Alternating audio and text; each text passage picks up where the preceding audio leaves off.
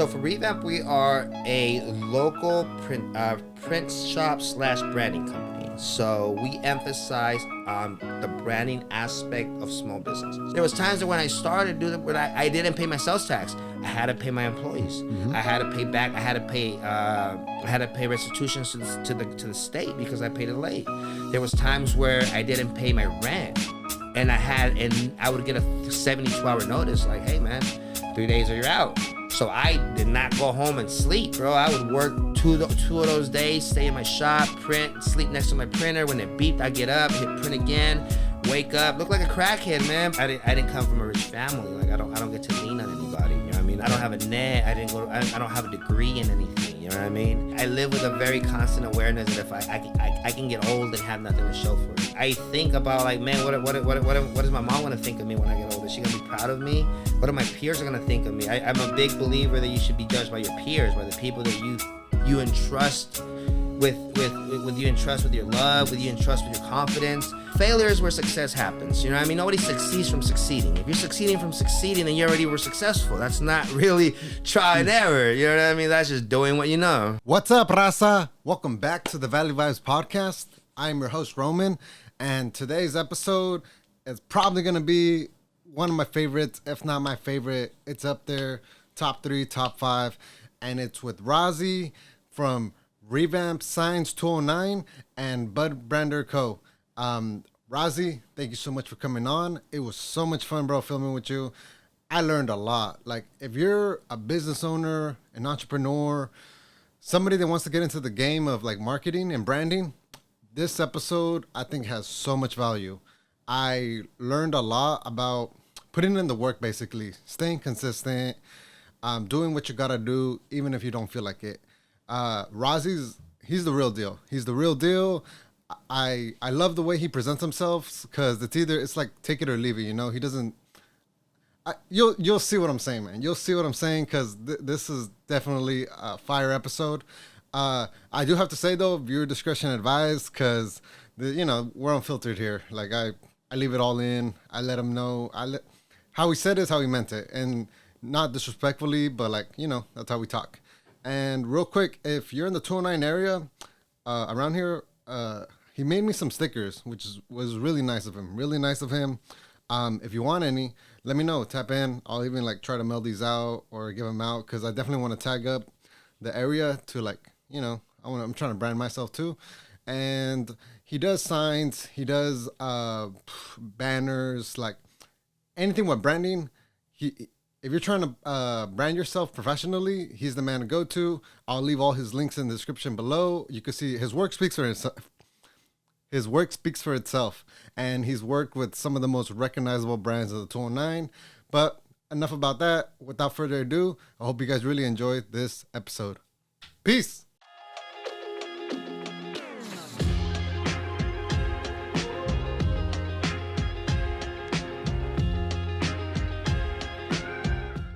Razi. How are you? Bienvenido, bro. Muchas gracias. Welcome into the Valley Vibes podcast, G. This is so cool, man. This is so cool. It's my first time on the podcast. Best one to be in. Debut. It's cool. So we got the owner of REVAMP Science 209 and Bud Brander Co. Yes, sir. I didn't screw it up that time. No, you're good, brother. But honestly, man, like, unless you kind of like dig and do your investigation, yeah. I don't think most people even like know you're the owner. Yeah. Because it's not about you. You make it all about the client and the product, which is awesome. Yeah, I think that helps a lot when you try to develop a company. You want to create an identity for it. You want it to stand on its own. So you don't want something that leans on you. It's really good when people figure out it's you and they want to support you.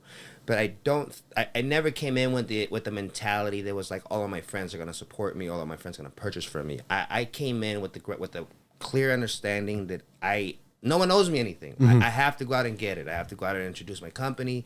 I have to introduce what my efforts are.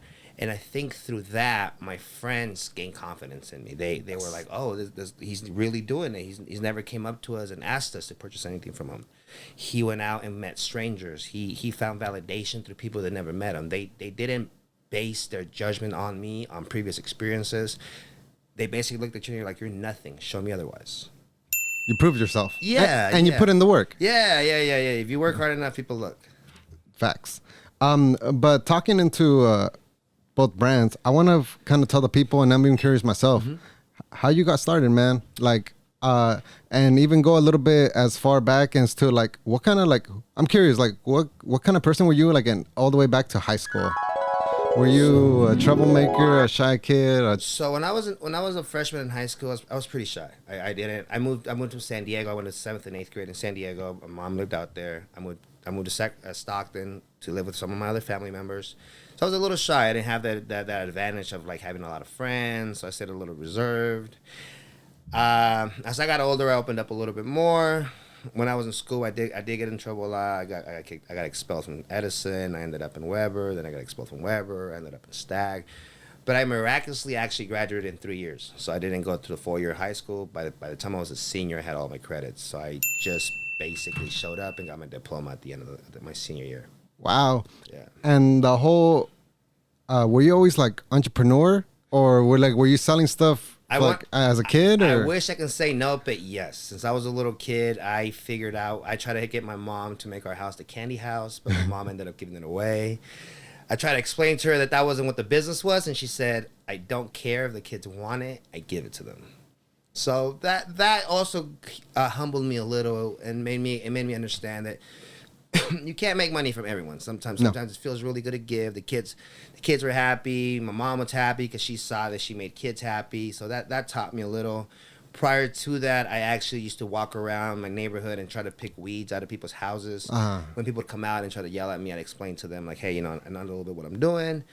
That led to them wanting to feed me, give me a little bit of money, which led my mom to wonder where the hell did I have money. I was like 8 or 10. So then I had to stop doing that, and because apparently it's not good for 10-year-olds to walk around and talk to strangers. Stranger danger, which is crazy now because now we have Uber, Lyft, DoorDash. We have now you get in a car with a stranger for fun. You pay. You pay to get in a car with a stranger, or to drop off stuff at your front door. Yeah, you never know what's in your food, but now you just trust them because it just made it socially acceptable. Oh yeah, this is my home address. This is my gate code. Come on by. Different times we live in. Different times. Trusting, more trusting times. Good intentions though. Yeah. So I went all the way back. 2013 on your Instagram page. Yeah. 10 years. You were, at that time, I seen you were promoting 49er gear. Yeah. And like Stockton gold and like merch, basically. Yeah. So that was actually prior to me actually working for someone. So for like about 2 years, I worked for a sign company before I opened REVAMP. Prior to that, I worked in a tiny little basement in downtown Stockton that a friend was gracious enough to let me use. It was probably smaller than this.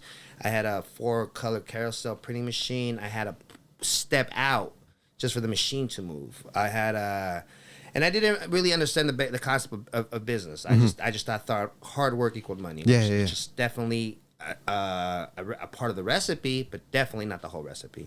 So the first thing I did what a lot of young printers do. We just start making bootleg stuff. So I would make like 100, 200, 300 49er shirts. I'd take a gang of my friends. We go out to the Niner games, sell them like crazy. Then I would take all that money and buy all my friends scalp tickets and just feed them. And we just had a blast, man. I think like that was one of the funnest times of my life, where it was just, I would see instant gratifications because I'd be like, okay, I'm going to be down here sweating like a pig.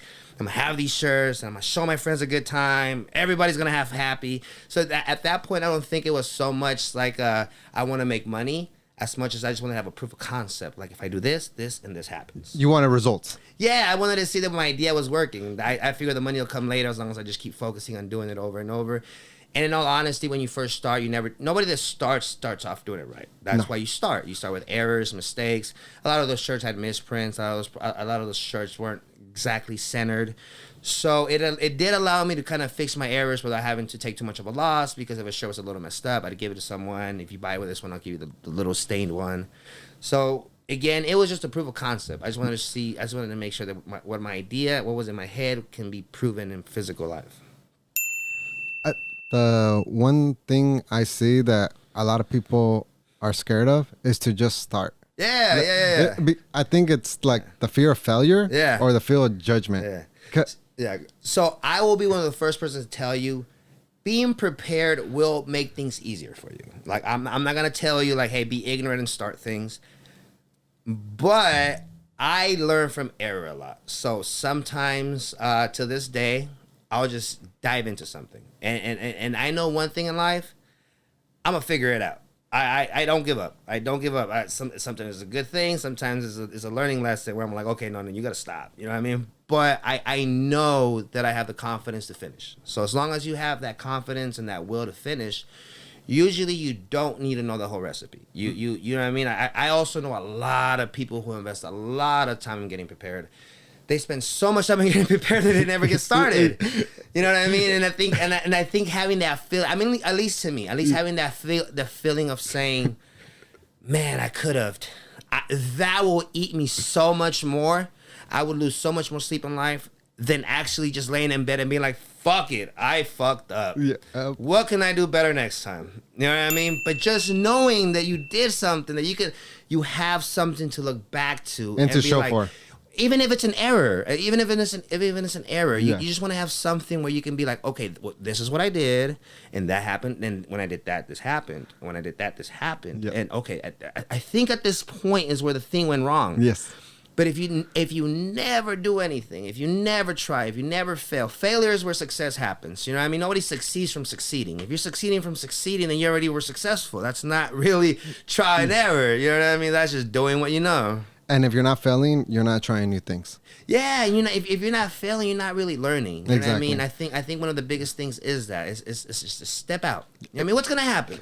What's the worst that can happen? When I started Revamp, I remember my mom's words were very vivid. I called her and I explained to her. I was like, hey man, I don't work for this company anymore. I'm really thinking about doing my own. She was like, well, how much were you making? I was like, nothing, like barely anything. They were like, okay. She was like, well, how much money do you have right now? Enough to get started. She goes, well, so then you're broke. I was like, yeah, I'm broke. She goes, so let's look at it like this.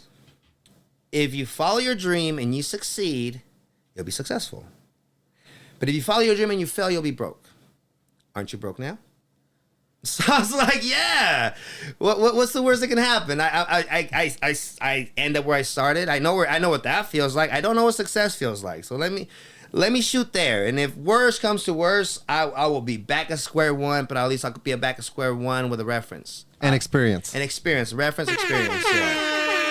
Hey man, shout out to mom. Those are some good words. Yeah, I really happy Mother's Day to everyone. Happy Mother's Day, by the way. My mom has always been very blunt. She's been very, very supportive in a very realistic way. We need that though. Yes. I'm very big on being straightforward and not sugarcoating. Yeah. My dad is amazing. He's been kind of like the workforce of the family. He's a really good man. He helped take care of us. But my mom has always been that person that kind of instills that little vision in your head while creating doubt. So she doesn't tell you can be all you can be. She asks you, do you think you can be all you can be? And then she guides you based on your answer.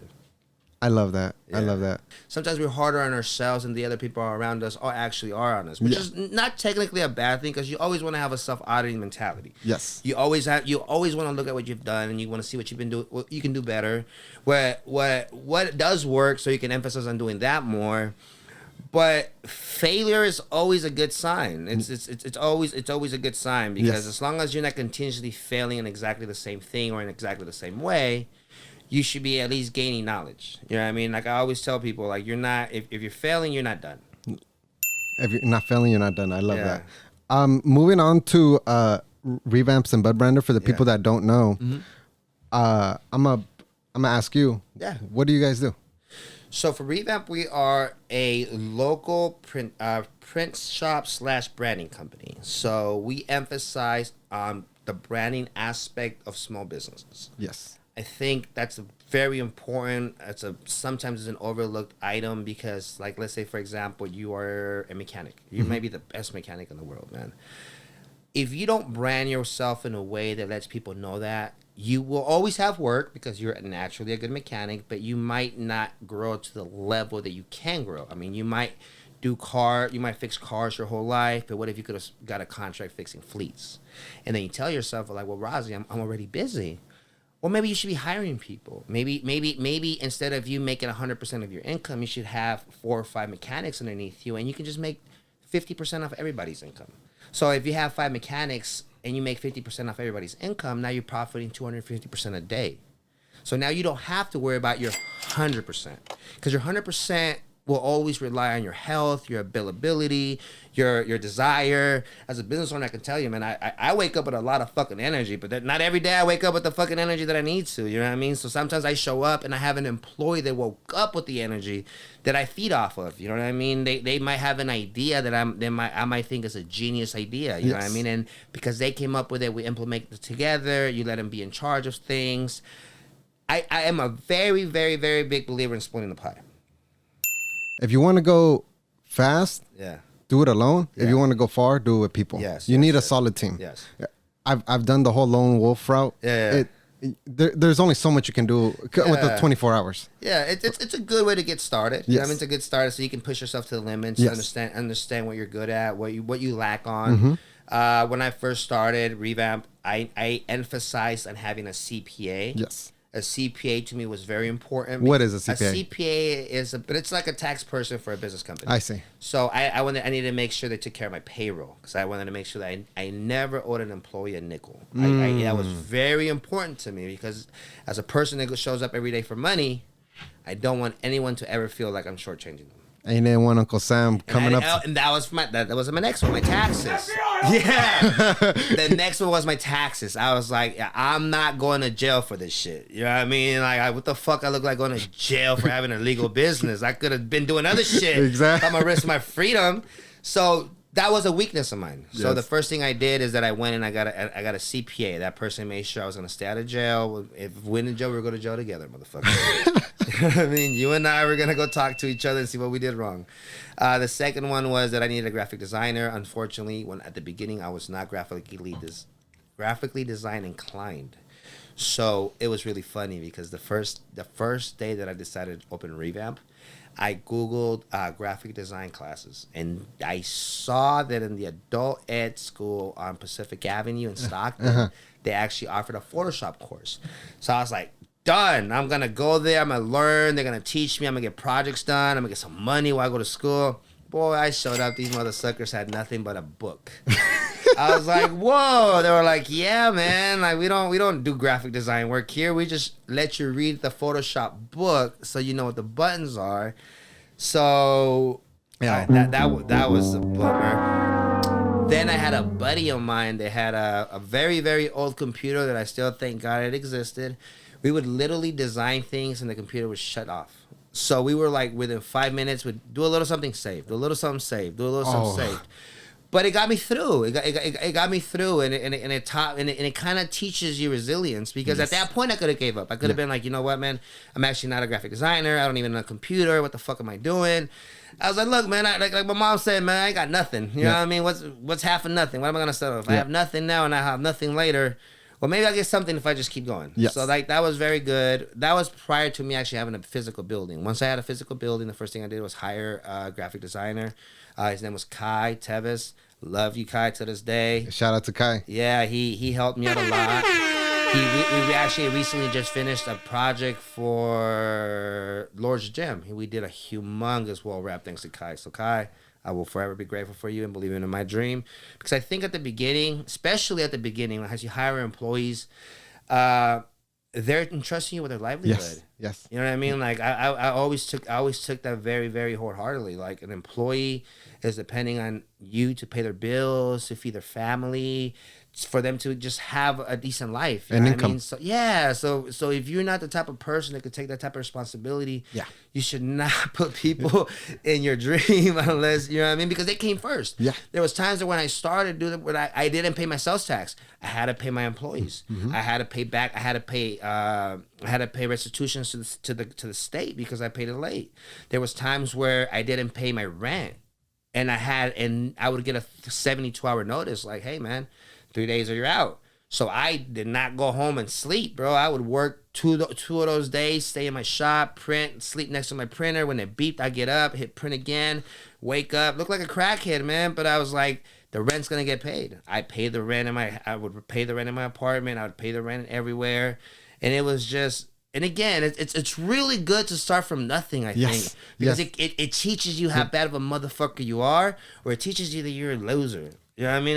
It'll tell you really fast. Like, you starting from nothing will teach you really, really fast if you're meant for this, or you should just, go play it safe. And there's nothing wrong with playing it safe. I am not a motherfucker that's gonna tell anyone, hey man, you're not a real man if you don't gotta own your own business. Like, nah, man, this shit's hard, man. You know what I mean? It's what God put in my heart. You know what I mean? So I just follow what I think I was paid for. It's definitely not for everybody, and it's okay. Like, and we have, I feel like everybody has their definition of success. Yeah. Some people, it's $1 million. Some people, it's the white picket fence house with nice cars. Yeah. I've always told myself, man, if I can ever figure out a way to make like $100K on my own time, that's success to me. I don't think I'm gonna be like the richest guy ever, but like freedom of time to me is what success is. And everybody's there, and some people love their jobs and they make a decent living, remote work, whatever. And so it's all what you want to make of it. But I think it's nice that we live in this era where these opportunities exist. Like, especially you transitioned from online service, I guess, to a brick and mortar. But no, not online service, brother. I used to walk around Stockton with a backpack. I would go door to door, bro. I got told to fuck off so many times. Like, never online service. Yeah, I was not computerly inclined at all. I'd be that guy walking up and down Miracle Mile. Miracle Mile was my first street I ever walked. I shook hands with every business owner at Miracle Mile. I would sit down and I would do work for them. I would just meet people at Starbucks. I physically went and did the work. I physically went and shook hands. I went out there. I did not wait for anyone to call me back. I'd be there. If you even told me a maybe, motherfucker, I'd be there. Yeah, you'd be careful with the maybes with me. I turned that maybe into a yes or a restraining order. Either yes or motherfucker stop coming. You know what I mean? Because I don't tell me maybe, man. Maybe it's too close to it. Yeah, so I'm gonna keep digging. I love that, man. I had no idea because I thought because you were posting online, I thought maybe, but you were putting on all this legwork. All the legwork and wow, and all. I'm pretty sure all the slam door in your faces, all the L's, all the deals that didn't come through. That shouldn't faze me, man. That never fazed me. I love that. Talking so. I'm even though it's a brother sister company, Revamp Signs and Bud Brander. Did they come out at the same time, or when did one start? No. So Bud Brander was invented about a year or two after I started Revamp Signs. So Bud Brander was mostly started, I think, in 2017. Actually, it's been like four years later. 4 years. Yeah, and it just kind of it kind of began because I used to smoke a lot, a little bit of pot, and I just had a bunch of friends. Isn't it crazy that's a stigma? But it's not even like that no more. No. I think everything's good in moderation. Exactly. Yeah, you know what I mean. And as long as you your goals match your habits. Yes. I feel like sometimes people let their habits set the limitations of their goals because they go, well, I don't want to change that. I think, again, if you go back to the self-auditing thing, you'll tell yourself, like, if you're honest to yourself, you'll be like, okay, well, I used to smoke a lot. Maybe I should smoke a little. Maybe I shouldn't smoke at all. You know what I mean? Like, one thing that I don't ever really do is drink just because I can't afford the hangover the next day. I like the drinking part. It's fun and shit. I wake up at 4 in the morning every day. So if I wake up hungover the next day and I'm waking up at 7, 8 o'clock, I lost 4 hours. You know what I mean? I lost that edge. I lost the ability to, by the time somebody else is opening up their eyes, I've already worked out. I already read a book. I already cleaned up a little bit. I wake up and get ready for the day. I don't let the day get ready for me. You know what I mean? Like I'm there. You take advantage of every hour that the day gives you. I do, and again, I think it's just maybe like a competitive mentality that I have. I just thoroughly believe that if I'm up before everybody else, I'm a little ahead, and I might be wrong, but in my brain it works. If I can just wake up before my competition, I am set faster. I'm already there. I'm not waking up and thinking about my day. I'm not 30 minutes from going to work when I open my eyes. I'm about a part-time shift before I go to work. My office isn't open until 9 o'clock. I'm up at 4. I'm walking into my day. The day's not like pushing me. You know what I mean? I love that. Yeah. Very inspiring, man. Very inspiring. Yeah. I really believe that people are gonna get a lot of like motivation. Yeah. And also like honestly, man, people cry off one L. And off of hearing the hundreds of because you don't talk about this. No, you don't talk about all these like because people just see the business, the money, the success. Yeah. I was telling my friend yesterday. I was having breakfast with her. I was explaining to her. I was like, I carry myself like a puppy that's never been kicked. I just have a very high optimism to life. I treat every opportunity like it's the best opportunity that can happen. When I meet people, I generally try to take the most deep interest in people. And it's nothing bad has happened to me. It's just that I've used all of the bad situations as a fundamental basis of nothing can really hurt me besides anything that I let hurt me. So as things happen, I'm human, of course. You know what I mean? You get a little bummed out and shit, but you just keep going with it. And you just know, like, man, if you're in a tough place, keep going because it gets better. Like, it always gets fucking better. Yes. You decide how long it hurts. You know what I mean? You decide how long you can dwell on something. You know what I mean? Some people like that. Like, some people enjoy the feeling of like having people feel bad for them or they feel bad for themselves. The pity. They use that as a crutch to like not go for things. They'll remind themselves of the time they failed so they don't try the next time. But if you don't try, you already fucking failed. So go back to what my mom told me, man. You gonna be poor if you started poor, or you might be successful if you try hard. You know what I mean? But you know the failure is gonna be there regardless. So why not aim the other way? Facts. Yeah. The Bud Brander offers sticker. Bud Brander is a marijuana packaging company and a local development company. So Bud Brander offers all your basic packaging needs as far as like eighth bags, ounce bags, pound bags, tubes, jars, apparel, a lot of logo development. A lot of we're trying to lean over more into full branding identities. Yes. I have the pleasure of having really good graphic designers, friends, and employees. So we're trying to lean on that a little harder as far as just creating a fighting chance for the small guy, basically. You know what I mean? Because everybody's a small guy at one point. You know what I mean? Hey, if you got plugs or hey man, if you got if you're a business owner yourself, wink wink, hit up the homie Bud Brander. And then Revamp Signs. Yes. You guys do custom stickers, screen printing, hat embroidery, full print canopies, lawn signs, store windows, car wraps, so much more. Yeah. So we try to become a small company's branding company. So if we're just your graphic design company. I mean, you need something, we can make it happen for you. If I don't do it, I know who does it the best. I just try to make it into a situation where you don't have to call 5, 6, 7 people and go like, oh, this guy does this guy does that, this guy. Because when you do that, you kind of lose the fluidity of it. You know what I mean? Like when you let's say you have Valley Vibes, you have this made here, you have that made there.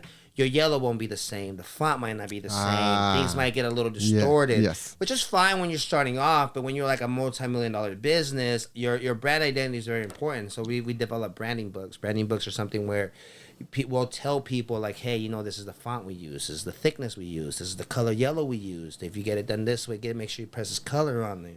So that way, as you grow, you have that corporate look. You know what I mean? It's having good branding is like telling yourself I dress to impress. You know what I mean? Your company's identity is your company's outfit. It's your company's face. You know what I mean? If you wake up and you take a shower every day, you iron your clothes, you put on your outfit, you make sure your hair looks good. That in transition is your identity. That's your brand. You know what I mean? When a motherfucker sees you, if I see you with fucking boogers in your face, wrinkled clothes, I think one of my biggest pet peeves in life is motherfuckers walk around with pajama pants. Because that tells me 2 motherfucking things. You didn't shower today. Because nobody wakes up, takes a shower, then puts on pajama bottoms again. You know what I mean? And 2, you are not prepared for today, motherfucker. Because no one ever conquered the world in pajama pants, mother. You know? Branding is very important because I believe there's a low tier, a middle tier, and a high tier. Kind of like the wealth class. Yes. The low, mid, and Yes. high. Because I look at it like this, and maybe people can understand and follow me here, is you can get, let's take something as simple as a cheeseburger. You can get a cheeseburger from McDonald's, In-N-Out, and like a fine and dining restaurant. You'll get the same result, all three, but there's different price points. And it's all because of the branding. So McDonald's sells fast and quick, but low quality. So it's very low end, but at the end of the day, you know what you're getting. And In-N-Out, it's a little bit like double, triple the price of a McDonald's cheeseburger, but it's going to be better ingredients, better presentation, Yes. and overall like a bang for your buck type of thing. And then we go to the high end where I paid as much as $20-$30 for a hamburger. But you go into a venue and like the waiters are nicely dressed. You're paying for the waiter's outfit. The waiter's outfit, paying for the location, the lights, the location. Yeah. And that's something that I think is very important for business owners to know, that if you're going to jump into the market, no matter what, you should try to be like the premium or like the best, and not try to be like the Walmart of everything. Yeah. Because the whole being the cheapest guy, or I got somebody that could do it cheaper, it's not a good fit, and it's usually like an L. Because you want to be known as quality, luxury, premium. Like no, I don't think nobody really, unless you got volume like crazy. And I think people should strive in investing in themselves and like working with companies like yours to have a good presentation in the face of the public. No matter what you're doing. So back to your point, the one thing that all three of those burgers have in common is that they all are heavily invested in the branding. McDonald's spends billions of dollars or millions of dollars a year to make sure that you go and you buy that $2 cheeseburger. We both agree it is not the best cheeseburger in the world. You know what I mean? Some people might say it might be the worst cheeseburger in the world. At 2 a.m. when you're drunk, it's fucking amazing. It's the best cheeseburger You in the know world. what I mean? But I think one of the things that they have very well down packed is if you get that fucking cheeseburger in Lodi, California, if you get it in Wichita, wherever the fuck Wichita's at, it tastes the same. It takes And not expectations. to mention, the arches look the same. Yep. The yellow's the same. Yep. The red's the same. The uniform's the same. The inside is probably the same. Yep. The cup of soda is the same. You know what I mean? Even if it's a shitty service, it's the same shitty service. So brand consistency is very, very important, and then just followed with just being, again, consistency just beats everything. The $35 burger, they might not sell as many, but they're making their money in the small amounts they make. Yes. You know what I mean? So that's their brand. In-N-Out's amazing. I freaking love In-N-Out. Shout out to In-N-Out. But they have what's called an emotional attachment branding. Yes. Where you are buying the burger because the burger is very yummy, but you're buying the beach vibe, Northern California, chilling mentality. You know what I mean? Like you're going like, this is a cool burger. Like this is a cool burger. You know what I mean? It's not just a burger. It's our burger. It's our Cali burger. You It's know almost what like I mean? the culture. Yeah, it's a culture burger. You know what I Yes. mean? That's why they get to sell those shirts. Yep. You know what I mean? That's why they get to sell the cool socks. You know what I mean? They sell even vans that look. They even sell In-N-Out vans and stuff like that. I had no idea. Yeah. So there is multiple ways to brand your company, but one thing that I do tell everyone, branding is like fishing. You don't catch every fish with one bait. You know what I mean? You one of the best things you can do in the beginning of your company is identify your target audience. Identify who it is that you're looking to get. When someone tells me everyone, you go, okay, well, good luck. No. You know what I mean? I have people that come in and they go like, man, I just want a fucking dope ass t-shirt design. You know what? I just want that t-shirt design that everybody's gonna love. That doesn't exist. T-shirts are based as a souvenir to a point of view. You know what I mean? Like they last the longest when there's a mission statement behind them, when there is an understanding of what the brand stands for. When people buy a t-shirt, they're buying in agreement to what the creator has developed as far as the brand. Yes. You know what I mean? And that is true with everything. Real quick. Yes, sir. Shout out to Jimmy from Mudville, man. Yeah, shout out Jimmy.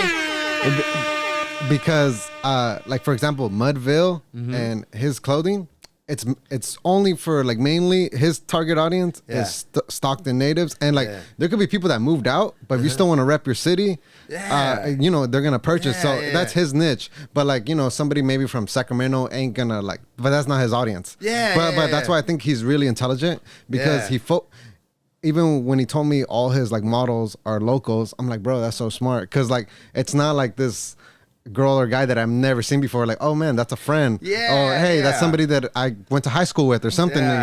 So Jimmy's awesome. I've known Jimmy, I think, since I was like a junior in high school. He was a little bit older than me, but since the day I met him, man, he's been nothing but kind and a really nice guy.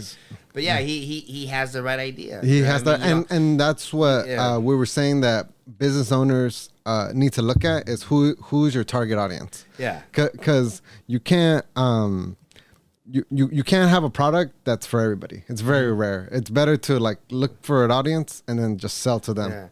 I think you can have a product that is generally useful for the mass population, but you tend not to succeed as fast until you find your target audience at the beginning. So like, for example, now let's say, for example, Jordans. We both love Jordans. Yes. You know what I mean? Dude, I spend too much. I don't even want to say. But they knew that their target audience were basketball players. That was their target audience. You know what I mean? They needed to get a certain group of people behind them, and then everybody else would follow. You know what I mean? Ralph Lauren is a company that was pretty much created for wealthier people. I mean, they're $100 polos. You know what I mean? They knew that they needed to get these people that could afford $100 polos, make them cool, and then the other people would follow. You know what I mean? When they were thinking about a $100 polo, they weren't thinking about the young kid in the hood. No. But because it signifies a certain status, then you start buying it. But you have to figure out who your audience is, and then that group of people will help you branch out and grow. Most brands sell status, or especially the higher end ones. It's an emotional attachment. It's a status feeling, and none of those are bad. You know what I mean? It's like, for example, you buy a Starbucks. So I remember Starbucks is one of my favorite companies because it has a really good marketing, a strategy and stuff like that. When you buy a Starbucks, you buy a $6 coffee because it signifies that you're a business person, you're important, that you deserve the $6 coffee. You walk into a Starbucks, it looks really nice. It looks like a corporate office. You know what I mean? A guy like me would have started with nothing, and you telling me that all I need to do is buy a $6 coffee so I can sit in a place like this? Well, shit, I can't afford a place like this. Yeah, I'll give you $6 for this fucking coffee. I could go to the gas station and fucking buy it for $2. But the gas station doesn't give me the feeling that I feel I need. You know what I mean? You go to a different place, like let's say a Dutch Bros. A Dutch Bros is it's also a $6 coffee, but it's not the target audience is the same way. It's a cup. A Dutch Bros is more of a fun place. You know what I mean? Like you feel cool. You want to hang out. You want to hang out. You and your friends. You know what I mean? You want to feel young. You want to get that big cup that's a weird color. You know what I mean? And that's just get your day started. You know what I mean? So yeah, and they were both really, really good at identifying what they thought their target audience was, and that's why people like that succeed.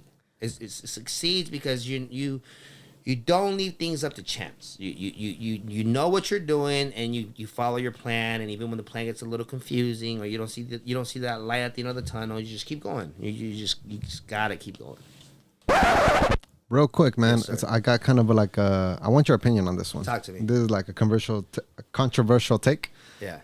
Are business cards still relevant today? Is it for everybody, or would you recommend business cards for? Everybody that's in business, or what's your thoughts?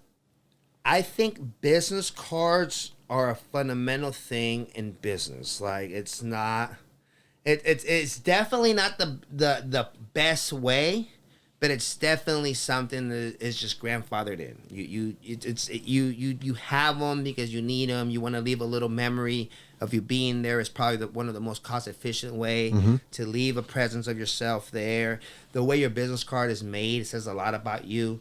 You know what I mean? If you're a guy that goes like, man, I don't give a fuck, man, as long as I put my number on it, well, just fucking write on a piece of paper, man. But I've seen people that everything that you do should be done with an intent to succeed. So if you have a business card, it should look professional. It should look good. When you give it to someone, they should touch it and be like, yeah, this man's a man of quality.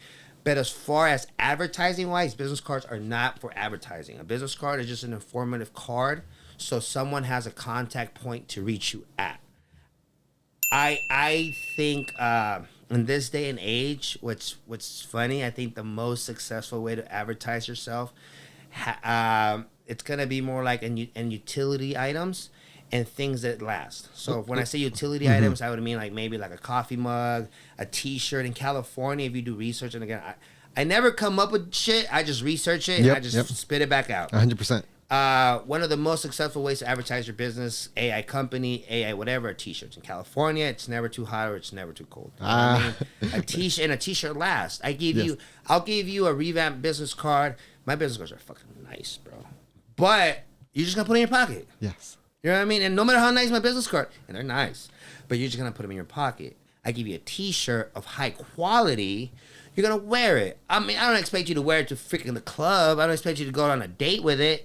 I want you to wear it to the gym. I want you to wear it to the gas station. I want you to go to PetSmart, Petco. When you go grocery shopping, bro. I want you to walk around with that motherfucker on you, and the guy that you don't even know is gonna take a picture of it. You know what I mean? Like, stickers are really good nowadays. We're all focused on hydrating. We carry flasks and stuff like that.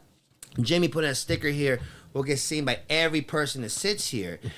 Jimmy would have put a business card here. You would have put that business card away. Yeah. You know what I mean? So that stickers are is literally branding the sticks. I'm a firm believer of stickers, which is silly because you're like, man, I'm 35 years old and I still think stickers are one of the coolest things ever. But yeah, it lasts. Like, it will last. You know what I mean? There's so much truth in that. You're dropping so many gems. Real quick side note, anybody hearing this, anybody want to come on, send me stickers, give me stickers. I'm down. If you're a local business in the area, I want to have this table blasted with like local companies. I'll come back and drop yours off and drop some of mine as well. Brother. Say less. Yeah. No, so business cards are not advertising, but they're more informative. Yeah, so business card is a way to inform someone else on how to reach you, whether it's your address, your phone number. Right now, what I've noticed is a huge rise in is QR codes. I think it's one of the things that COVID left us as a gift, because now QR codes have been around for a long time, but now people know exactly what to do with them. Back then, it was like scratching your head. Like, yeah, what the fuck is this little box? Restaurants wouldn't even give menus no more. Like, hey, just there's the code, and so even older people had to adapt. Yeah, and they go like, "What the fuck? This is so cool." Yeah, and it is because it turns something that's physical into something digital. Yeah. You know what I mean? It's the fastest way. Like, if I give you my business card, my business card has an Instagram link. Yes. So as soon as you get you my Instagram and I get you to follow me, guess what? Now you're stuck with me until you unfollow me. So every time I put an ad, you're going to see it. Every time I put a post, you're going to see it. On my personal page, I like to put a lot of funny stuff, and then I sneak a commercial, which is a revamp ad. You know what I mean? So I noticed that a long time ago. Like, I was like, how many times can I tell a motherfucker I make signs? And that's also why I've never emphasized on going, hi, I'm Razi, I do signs. Because how many fucking times can I tell you I'm a sign guy? I mean, I'm not just a sign guy, man. My name's Razi. I do other shit, too. I love that. But it was just like, okay, you guys want to see some funny memes? I put some funny memes on this motherfucker. Every few memes, though, it's a revamp ad, motherfucker. You know, this shit pays the bills. I know you've seen, because I've seen you post up videos of like Gary Vee. Yeah. It's the whole concept of jab, jab, jab, right hook. Yeah. Give, and then ask. So a long time ago, and Gary Vee, I think, is one of the last guys that I watched as far as like inspirational. Mm-hmm. Great guy, love Gary Vee. One last video that I saw Gary Vee, he specifically said, "If I was you, I wouldn't listen to me. If I was you, I'd be doing it." He said, when I did this, there was no one for me to listen to, and I did it. He said, I am here to serve anyone that needs me, but if you ask me, if I was you, I wouldn't listen to me. I have never listened to another inspirational podcast ever. I might get those little 10-second ones, 15-second ones on Instagram, but I don't think I struggle with self-motivation, because I think I'm very self-motivated. I think in my life, what I try to emphasize is being disciplined and consistent. You know what I mean? As far as having the motivation to want to go do things, I think I was blessed enough to have like that doing mentality. Like, I just wake up and ready to do, bro. Yeah. Like, I don't fucking need to be told nothing. what I did need to backtrack and look at is, are you doing it the most efficient way you can? Yes. And that's the one where I noticed my weakness was at. So I go, okay, well, what is hindering me from becoming more efficient? Yes. Yeah. I feel a lot of people don't admit this, and like I'm gonna put myself out there. I almost called it like motivation porn. I would indulge in like these like 10-minute podcast videos of like motivational this and that. Yeah. And the only time I ever do play them is in the gym. Yeah. That's my like zone. Yeah. But as far as like, because it's either you're watching me, most people are not productive. Yeah. Everybody likes to think we're the hardest work in the room. Yeah. But most people are lazy. Yeah. And like if it's not memes, it's like controversy, it's not controversy, it's politics, it's not politics, it's like fight. If it's not fights, it's motivation. But like you're not doing anything. Like where's the action at? Yeah. And I think it's really important to like take action. Yeah. There's this weird thing that humans have where it's just instant gratification. Like Yes. you need to feel a certain way. I am blessed enough to have the opposite, where I am looking to not feel good about myself. I am the biggest critic. I am always going like, you could be doing better. Yes. I scientifically proven. I don't make up shit. People look for ways to make themselves feel better, and sometimes by binge watching motivational videos, you get this internal feeling or dopamine release that you go, oh, I'm so productive. What did you actually do, motherfucker? Exactly. You know what I mean? What did you actually do? You watched the motherfucker tell you can be all you can be, but did you do anything? Yeah. I'd rather watch a Mike Tyson video where he tells me I'm a piece of shit. Yep. I'd rather watch a motherfucker tell me, like, are you really? Are you really the hardest working motherfucker in the room, bro? Like, are you? What do you have to show for it? Like, bro, do you have anything? Or do you just envision yourself doing things? The mentality of manifestation is not a bad way of thinking, but it should definitely be followed with the doing of action. You know what I mean? The manifestation thing is, okay, it's good to envision yourself where you want to be. Don't fucking forget to lace up your shoes and go do the work. You know what I mean? That's really how you're going to get there. You know what I mean?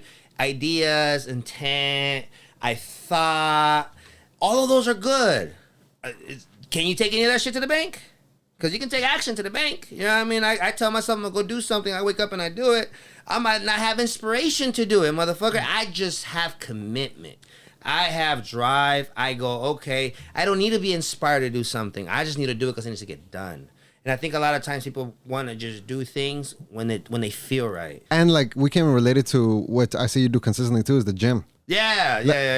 Bro, I've been doing that shit for so long. I run. I'm a runner. Yeah. Good. I'm a runner at heart. I love long distance. Yeah. I try to put in on average, I would say like 20 miles a week. Yeah. And some friends are like, why you run so much? And it's like, I need to be ready. Like some niggas, why don't you run so much?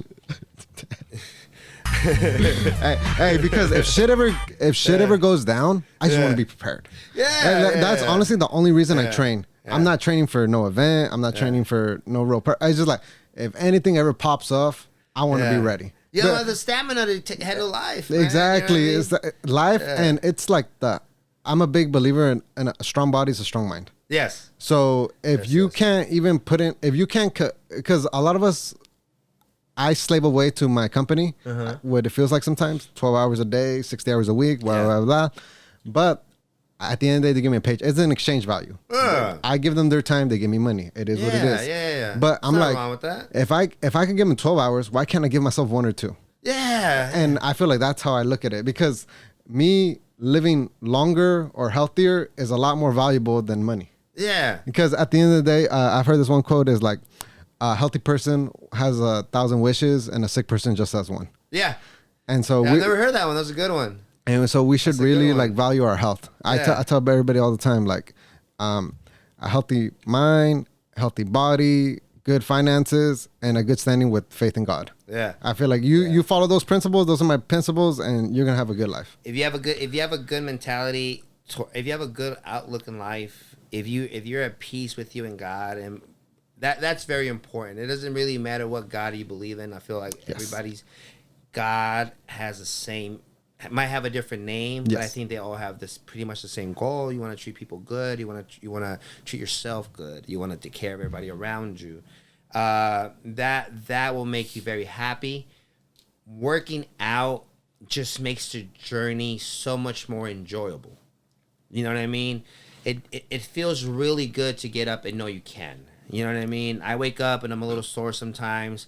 But, you know what I mean? Who cares? But there's times where I've been up on a scissor lift, I've been up on a boom lift, and I've been able to hold something or be in a certain position where I go, oh, fuck, this is why I do it for. Yeah. You know what I mean? Like, I can grab this motherfucker with ease. Yes, you know what I mean? exactly. I work with employees. I have other people there. Like, just in case a motherfucker might slip, I want to be able to grab that guy. Yep. You know what I mean? I want to be able to take care of... I like to think that I'm brought into this world to just take care of everything around me. You know what I mean? And I think the more in shape I can be, I might not live longer, but I'll have a much more enjoyable life.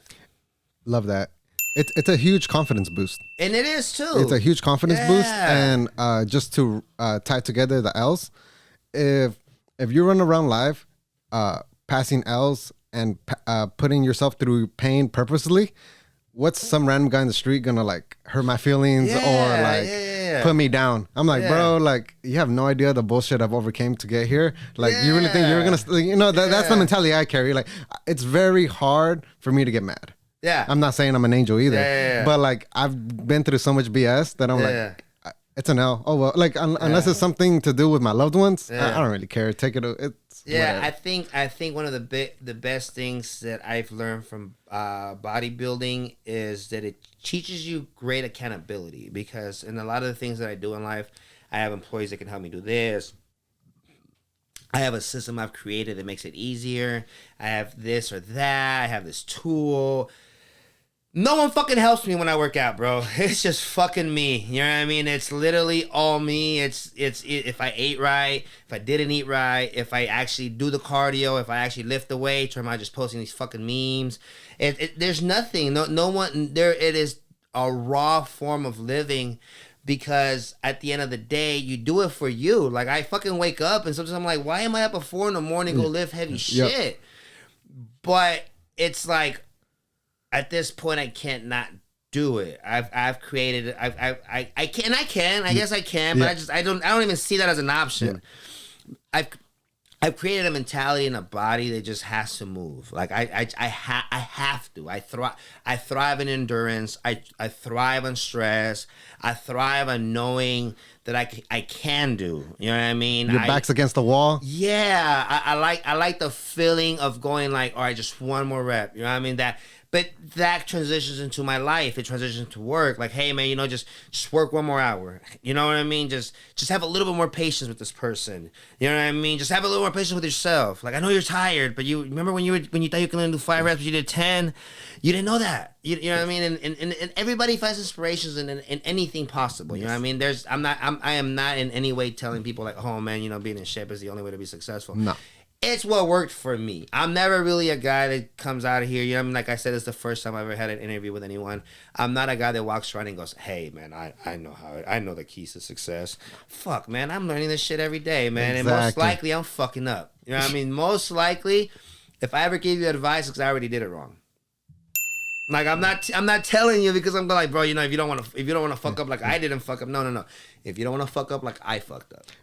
It's important to like, I tell people I only speak on stuff that I've actually been through. Mm-hmm. I don't like to comment like never come for me for like parenting advice. I don't know. I could tell you how my parents treated me, but as far as like your kids, like, you know, like it's all speaking. Also, like we all try to be an expert, but I just rather be like, hey, straight up, man, I have no right to speak on that. Yeah. And like owning a business, I can't speak on that really either, like because it's not me. But this is why I like talking to other people that are experts in that field. Yeah, and I think besides it being a really good career, I think one of the benefits I've had in Revamp Science is that I've had the blessing of meeting a lot of amazing people in my community. A lot of times people are willing to teach you if you just fucking listen. You know what I mean? If you just shut up and you just take the message, maybe not worry how it's delivered. I notice that a lot of times now in day and age, people want you to put it on a silver platter. They want you to educate them, but they want you to educate them in the way that they want to be educated. Sometimes it's not like that. Like a motherfucker like me only has so much little bit of time. The best way to learn from me is fucking grab a squeegee and do it next to me. You know what I mean? The best way to pick up on some game is fucking clean the ball, motherfucker. You know what I mean? Maybe you have to clean the court before I teach you how to play basketball. if you have the drive to learn, bro, someone will fucking teach you, man. I think that was something that I learned at a very, very young age. I think when I was very, very young, I think I was like 16, 17, I would go help a gentleman set up stuff at the flea market. He'd never pay me. And I didn't even think about asking for money. I'd be like, just the fact that this man has time for me. Like, I never charged him $1. He never offered $1. There was never an exchange of currency for me. But I was just like, let me just watch him. Like, why the fuck does everybody like him? Like, how does he sell things? People just come and hand him money and he gives them clothes. They ask him what kind of clothes would look good on him. Why the fuck do people care about what he thinks? It's because that man had charisma. That man carried himself as a man that knew. That man created a vote of confidence in him that other people saw. You know what I mean? And that was ignorantly what I was attracted to. I wasn't attracted by the charisma he had. I wanted to know how I could acquire that. You know what I mean? He was a master in his dojo. Yeah, and I wanted to acquire the ability to speak to people because I wanted to be in the business of people. I think when you're a business owner, you are in the business of people before you're in the business of anything else. I don't give a fuck if you sell cookies or you're selling real estate. Motherfucker, you better learn these people. And I always encourage people like, hey man, tell me I'm wrong. Mm-hmm. Like I encourage people like hey, criticism. Point me to the right direction. Exactly. You know what I mean? Because I am a little bit of a hard-headed person. I am very, very quick to go like, well, no, I know. You know what I mean? But I thoroughly enjoy when somebody goes like, okay, well, have you thought about it like this? And when you fucking spark that light bulb, boy, I love you. When you can sit there and you can be a person that I can confide in for advice, when you're a person that I know has good intentions for me, and you tell me something, boy, man, that is the best gift you can give me, man. I am not lacking for money, but I am always looking for knowledge, man. Like value. That value of someone going like, okay, I'll get this motherfucker 10 minutes of my life. Like, that shit is tight, man. Like, you don't know how many times somebody has said something to me and it just stayed and it's helped me in so many ways, man. I think the latest quote that I got was from Dino Ballin. Shout out, Dino. Dino owns Pump Salon. Awesome guy, man. He's a very, very determined guy. He's very educated. He's very smart. He is very disciplined, and that's one of the things I got from him. But the quote that I got from him that I live by to now is, how you do anything is how you do everything. Yes. Facts. And that was one that I kind of kept dodging. I kept going like, well, yeah, I know I don't care about this thing because it's little. Mm-hmm. I only care about the big things. Mm-hmm. But then you know what happens? As you grow, the little things become big things. You know what I mean? And now you're dragging baggage. You're dragging trash. And maybe you're just not good at cleaning. Well, fucking focus on that. Exactly. You know what I mean? Maybe you're not good at being organized, keeping up with your schedule. And you go, I don't give a fuck because I'm just out here getting it. No. Focus on that, motherfucker, because you're not going to get to the next step until you fix the little problems. You know what I mean? A bunch of little cracks will break a building. You know what I mean? It doesn't have to be a big break. You know what I mean? Like a bunch of little cracks will ruin a building. Will you collapse. Know what I mean? Yeah, it'll collapse a motherfucker. Everybody's looking for that big earthquake. Oh, that big... No, man. You look at the little ones. The little ones will prevent you from growing. I want to take it back real quick to... You said that you were able to meet a lot of people... throughout your company, throughout Revamp Science 209. I know, and the people that are not aware, you've worked with Ziggy's, Deja Vu, Stocklandia, Stay Sharp Barbershop, the city of Stockton, Delta College, McNair High School. You have a great track record, man. Some of the most recognizable brands in the 209. Yes. And I just got to say, man, shout out to you, man. Like, to come where you came, I love a story where from... making something out of nothing. Yeah. I love that. So that's No, thank you. No, I mean, honestly, man, shout out to the people around me. I take very little credit. I take very little credit any of this. I just kind of just show up and do my thing and just be myself. I've been fortunate enough to put the right people in the right places, and I don't want to use luck as much as I've been prepared for when opportunities come my way. That's all luck is. You know what I mean? Luck, Preparation means yeah. opportunity. Exactly. What I was gonna say, luck favors those who are prepared. Yes. You know what I mean? I don't think I've done anything that anybody else can't do. Honestly, you know what I mean? I might just do it longer and more consistent than others. Yeah. I've learned to simplify my life, so I don't have a whole bunch of things that I do to where I'm gonna fail at 10 of them. I'd rather just be really good at 1, 2, maybe 3 things, and just those are just my things. You know what I mean? If I'm good at that, if I can just be good at these things, I don't need to be good at everything, man. You know what I mean? That sounds hard. One thing to give out to the audience: when you start off, you do wear all the hats. Yes. When you start off, you're customer service, your inventory, you're the wholesaler, you're the designer, and whatever business. I could break you my schedule, man. When I first started, I'd get up around 5 in the morning, between 5 and like maybe 6, 7 till like 10, 12 in the morning. I would go and I would do my installs. I would come back around 12 and be in the office and do the day-to-day operations. Around 4, 5, I would start doing all the manufacturing of the signage, all the things I need to make. And that's just by myself. Yeah. I would make all the signage that I need. And then after like 6, 7, 8, after I ate a little something in my shop, I would basically just make myself comfortable because I was going to spend the whole night printing. I actually bought a dog that I was so sad. I wasn't sad, but I was just like, bro, I'm so lonely right now. Like, I need something to look at me nicely. So I went and bought a dog. I remember, shout out to Frenchie. She would lay with me on the carpet on the floor. We would just have a little bed and not a bed. We would just have a freaking pillow and a big comforter. And I would just sleep next to my printer, and every time it beeped, I'd get up and I'd hit print. And then when my employee would show up at 8 in the morning, I'd go home real quick, shower. I would come back to work, and I'd do the thing over again. And I did do that for a while. A lot of people thought I was insane. And a lot of those people are still where they started. Yeah. Yeah. You're crazy till you're not. Like you're crazy until like the success comes. Yeah. Everybody thinks you're. I'm gonna tell you, man. Just like real quick, like when I just talked about doing this, I was talking about doing this, and I talked to my people like, hey, I think I'm gonna start a podcast in December. Yeah. They were like, what the heck? Yeah. 12 episodes in. Yeah. Look at where we're at, man. So you're crazy till you're not. So I'm like, man, you're gonna have so many more episodes, brother. You have such a great attitude. You're gonna be extremely successul. I know you are. You know what I mean? And it's just keep doing it. Fuck what everybody thinks, man. I appreciate that, man. The people that tell you that you can't do it are probably gonna be in exactly the same spot that they are when they told you couldn't do it.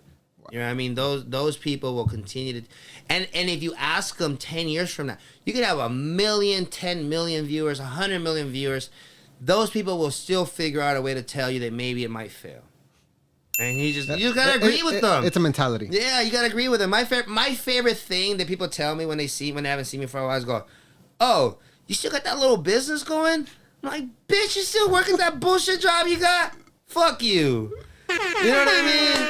Oh, you still doing that little thing? Yeah, that little thing made $1 million last year, motherfucker. How much did you make? You know what I mean? Like, but I don't say it. I don't say it. I keep it to myself, and I go, yeah, I'm still doing that little business, bro. The proof is in the pudding. Like, results don't lie. But some people don't want to see the pudding, and you just gotta let them. You can't walk around proving everybody wrong either. You know what I mean? The best thing you can do is just live a happy life, motherfucker. You know what I mean? Love that. The best thing you can do, I think thoroughly that is success. Yes. If you can honestly tell yourself, I wake up happy, and when I go to bed happy. You know what I mean? I'm not saying you go to bed stress-free. I'm not saying you live in a perfect life, because that doesn't exist. Yes. You know what I mean? What does exist, though, is the outlook to life. You know what I mean? You can be in a war zone, but if you have a good mentality and you're going like, yeah, I'm doing this, these means are going to match my ends. You know what I mean? I'm doing this for my family. Yeah. I'm doing this for my personal growth. I'm doing this just because I believe in it. Yeah. Even if you were to fail at what you're doing, as long as you know you gave it your all, you're going to walk away with a lot of knowledge that will incite you into the next venture. And even if you never have another venture, you can look at yourself in the mirror and go like, I gave it my all. I left nothing on the table. I left nothing on the table. If I had to sell sperm that weekend, I sold that motherfucking sperm, man. I cleaned shoes with the sperm that they didn't buy. Fuck it. You know what I mean? You do what you have to do, man. There's nothing wrong with a job, man. If you gotta have a job while you chase your dream, fucking do that. Do that. But like you said, man, if you give your 8 hours, 12 hours to a company, give the other ones to you. Like don't be quick to run and escape from life by getting drunk on the weekends. You know what I mean? Like there's nothing wrong with alcohol. I mean, dude, if you enjoy it, you enjoy it. It's not really for me just because I'm a weird motherfucker. I need to be in control all the time. Yep. But if you enjoy it, you enjoy it. You know what I mean? But do not run away from your the things you don't like. The vices. Yeah, don't ignore those extra 2 days that you're not working. You know what I mean? Work on yourself. You know what I mean? You don't have it doesn't. When you tell people those type of things, they go like, "Oh my God, you just want me to be a workaholic and like stress myself out." No, it's maybe not for you then. Yeah. It's okay for things not to be for you. There's a lot of things that people do that they're not for me, and I've tried them, and I just go, this does not bring me any type of happiness. Like this is not joyful for me. This feels like I'm hindering myself. This feels like I just don't enjoy none of this. I think it's really important too. Talking about this is who you surround yourself with. Yes, I'm very past the point. I used to be the guy at the bars, clubs. Me too, man. Let's hang out and drink in the backyard or in a parking lot. But there's no value in that. Unless we're discussing. Now, shout out to my homies because sometimes we be having little smoke sessions. Mm-hmm. But I ask them, what's something I can improve on? Or, hey, what did you accomplish this week? Yeah. My conversations with people are very different. And who I hang out with now is also very different. Because if I'm going to spend an hour, 2 hours with you, I'm hoping to, like, leave that conversation, leave that table, like, oh, man, he really opened up my mind. Or, oh, man, he's doing his thing. I got to do mine. Like, that type of thing. So it's really important who you surround. If you surround people that just want to get drunk, smoke. But like there's nothing wrong with anything in moderation. There isn't. Everything's based on other people. Like I know people, bro, that just smoke weed all day and are fucking phenomenal at life, bro. They're extremely successful. It doesn't affect them in any way. I know people that can drink all day and they run multi-million-dollar companies. The question is for how long and how efficient. You know what I mean? Because there's no way that a person that can do those type of things under an influence wouldn't be able to do it extremely better without that. Yes. You know what I mean? Fact. I enjoy life by feeling tired. Once I'm done working out and my body's stressed out and I don't feel, it's not I feel defeated, but I feel completed. Yes. Then I go, okay, now I can accomplished. Yeah, now I can relax. Like this feeling of bliss of knowing that I just fucked up the world makes me feel so good about myself. You conquered. Yeah, I feel like it's in our. It's like a warrior mentality. Yeah, exactly. Like 100%. After you came back from war and you gave it your all, and you're like, fuck yeah, there's nothing better than what I just did. 100%. Like I couldn't have done any more. You it's having a creator's mentality, not a consumer's. Yeah. Working with all these big brands that I mentioned earlier. Yeah. How'd you get in touch with them? Is it the whole door-to-door putting in the legwork, or did they just come to you and one led to another? How'd you build a bridge? I think all of them happen differently. Ziggy's, shout out to Carlo. Is that the owner of Ziggy's? One of the owners, yeah. That's the spot. Yeah, Ziggy. I've known Ziggy since I was 14 years old when I used to sell stuff at the flea market. So I've been very fortunate to be very close to him and all of his family. In transition, Carlo has a humongous family. He has a lot of cousins. I've been blessed enough to do work for a lot of them, and again, it has just been through proven record. Like he refers me somewhere and I don't disappoint. I refer somewhere and I don't disappoint. One refers me to the other and I don't disappoint. You just keep building bridges. Networking. Yeah. Delta College. I was actually brought in by a young lady named Susie. She owns Edge Nutrition on Miracle Mile. Shout out Susie. I love Susie. She's really cool. Edge, is that like Edge Nutrition is like an Herbalife A milkshake place. I need to check that out. Bro, they're awesome. Man. I recently started juicing. Yeah, that's good. That's good. To kind of offset my caffeine and like soda intake and all that. Yeah. Juicing is really good. But Susie was the person that introduced me. Shout out to Tony. Tony's the athletic director there. He's the one that gives me the work. And a lot of them just came through good networking. I try to go to a lot of networking events. I try to put myself in positions where I'm comfortable. How do you find out about them? Bro, you can find everything online. Like if you just go on Facebook, just literally go on Facebook and put networking on Facebook, and a bunch of them will pop up. Wow. One of the best ones that I belong to is called BNI. It's Business Network International. That one I pay yearly and I pay monthly to be in. Is it like a chamber of commerce type of thing? It is, but what I like about this particular one is it's very limited to one category per person. So I am the only sign company in that networking group. There might be another graphic designer person there. There might be a person that specifically shirts. But as far as categories, they try to break it down to just one person per category. So all of their referrals go directly to you. Joy Olivier, shout out Joy. Joy is now the owner of the BNI that I belong to. She believed in me when I started. She kind of showed me the ropes. I joined that BNI when I actually worked somewhere else. But what enticed me into it is I saw it in my brain as they were a cheat code to success because they were where I wanted to be. And if you know where you want to be, just go find the motherfuckers are there already and listen. Yes. You know what I mean? Don't try to figure it out on your own. Life's too short, bro. People are ignorant. Life's too short to not figure out the cheat codes, man. You know what I mean? If I want to get from here to here, what the fuck did this motherfucker do to get there? Yes. You know what I mean? Stop trying to figure it out. Yeah. Just listen. Another like controversial take is like, I'm very big on paying for courses. Yeah. And like books and like stuff to learn. Yeah. Because you can either learn with your time or with your money. It's either you can.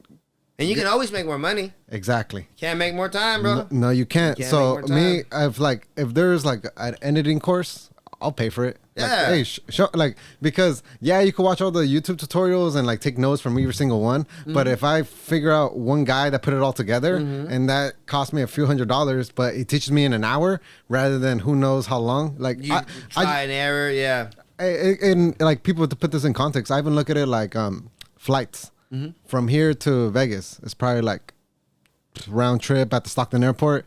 Cool, like 150 there, 150 back, $300. And 12, or you could drive there for 12 hours and spend on gas. I look at it more like, nah, those 12 hours are way more valuable to me than $250. Yeah, exactly. Yeah. You can always make more money. I love it. Always make more money. You can always make more money. Yeah, I think at an early age, I learned, and it's a lot of it is just I don't even know where to pick the shit up from. Life. But I learned to go find mentors. And they don't even know they're your fucking mentor. A lot of times the people I learned shit from didn't even know they were teaching me, man. They were just happy that I was there to help for free. Yeah. I keep close people I learn from. Yeah. Because same thing. I bet you. And always bring value. Yes. That's the thing. A motherfucker that knows a thing does not mind teaching you as long as you bring some type of value. If I walk. One thing that I noticed when I had my shop and I had friends come over, they own shops, whatever, or clients, they were business owners, would walk in, I would notice that every time they wanted to talk to me, they would pick up a broom, they would start picking up little garbage. They didn't know nothing about the sign business, but they knew that Razi would benefit by me picking up this garbage off the floor for him. Razi would benefit if I just sweep a little for him while I talk to him. You know what I mean? He knows the branding game. But I know he's busy. I'm watching this motherfucker do a bunch of shit. If I want him to give me free advice, let me just sweep. Yeah. If I sweep, he sees value in me. And he's going to keep talking. And you know how many times I got talked into fucking free consulting advice because you were doing something to help me. You know what I mean? Like, it's so awesome, man. But I picked that up. So when I do that, when I go and I try to learn something from someone, like, I'm like, bro, what can I bring to the table? Like, you know what I mean? I'm not the richest man. I'm not the smartest man. But motherfucker, I could pick up a broom.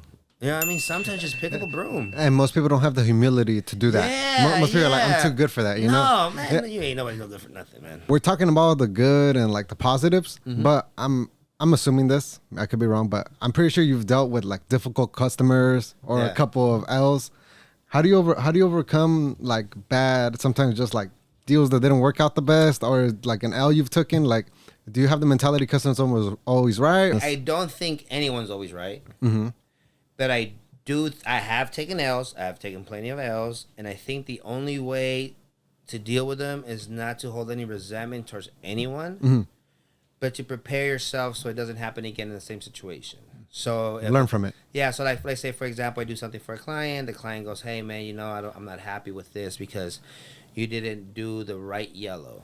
Okay, next time the next client, I'll sit down and be like, "Motherfucker, pick the yellow. Pick the yellow. There's a Pantone color in every yellow. Which one's the fucking yellow you want?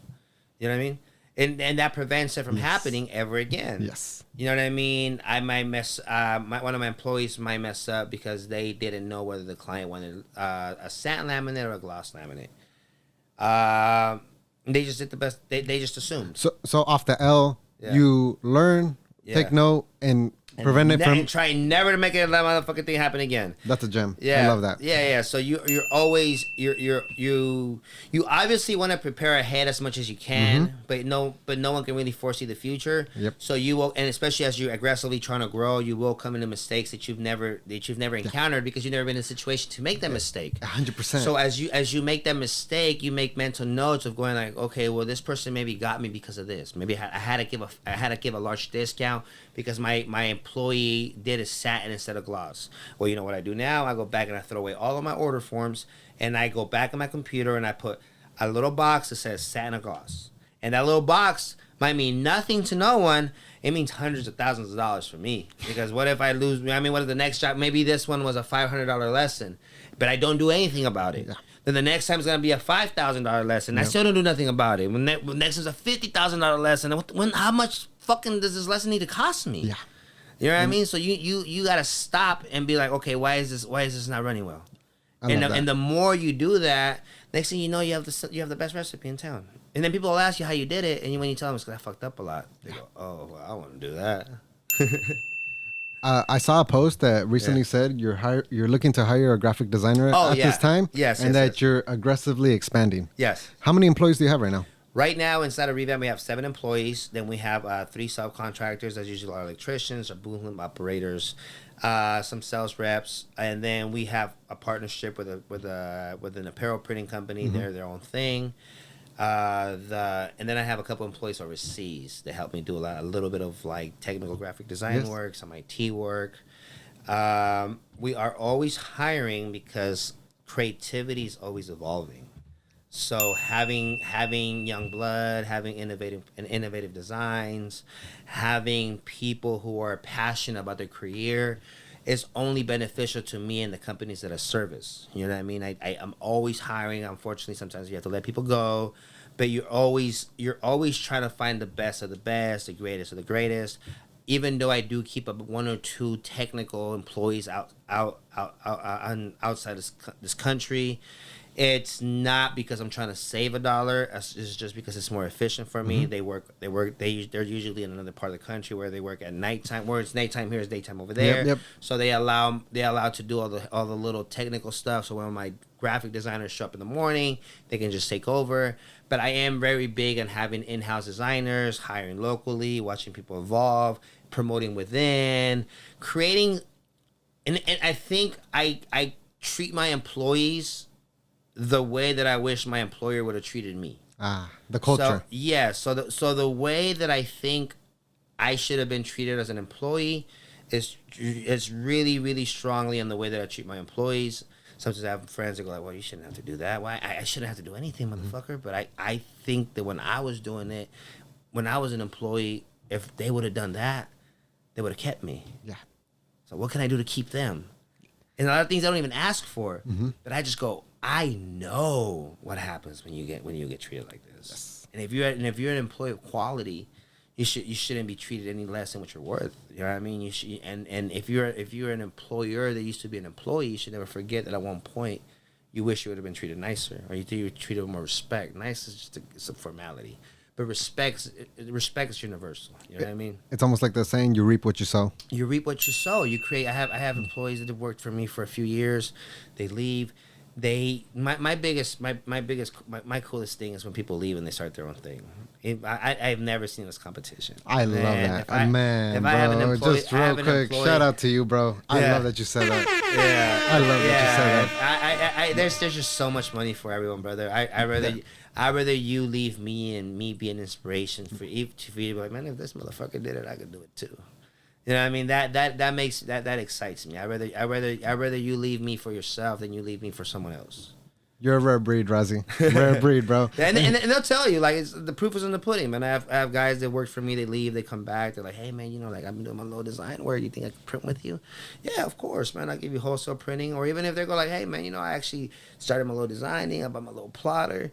I had a couple little questions. Man, I'm been more than happy to help you. You know what I mean? Because the way I see it is, look, man, if you can catch up to me, then you deserve to catch up to me. Because I wake up very fucking early. Yeah. I wake up very early, and I'm very aggressive with my life. So if I slow down enough for another motherfucker to catch up, then I deserve it. You know what I mean? Because you ain't gonna catch me sleeping, bro. You know what I mean? I probably go to sleep after you go to sleep, and I wake up before you wake up. So, man, if you can catch up to me, good. I might want to work for you. That's what I say. I have no resentment because if you're doing better than me, you probably deserve it. Yeah. I'm like he deserves. I have no hate in my heart no more. Yeah. Because I'm like everybody's got to eat, just not at my table. Hate's like poison. It only affects you. Facts. You answered my question. I was actually going to ask you what it takes to work at Revamps, but you completely answered it. I'm actually going to ask you another thing.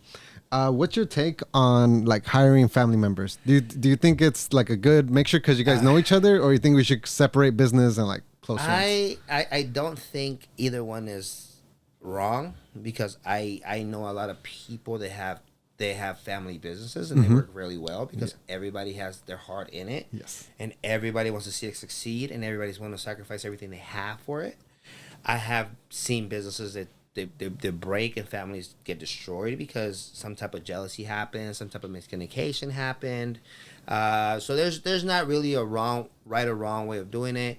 I have not had the pleasure of hiring any of my family members.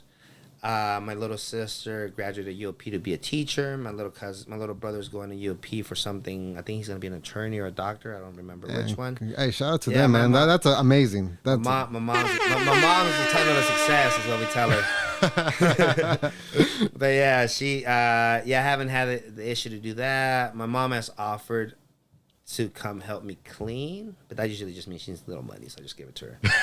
Yeah, but no, I think either way is good. I think the most important thing is to have a mutual understanding and a written agreement. If you're going to hire a family member or just an employee, you might want to lay out flat on the table what your expectations are. What the standards are. Yes, and that aside, then we're family or then we're friends. I think I have a very good relationship with all my employees.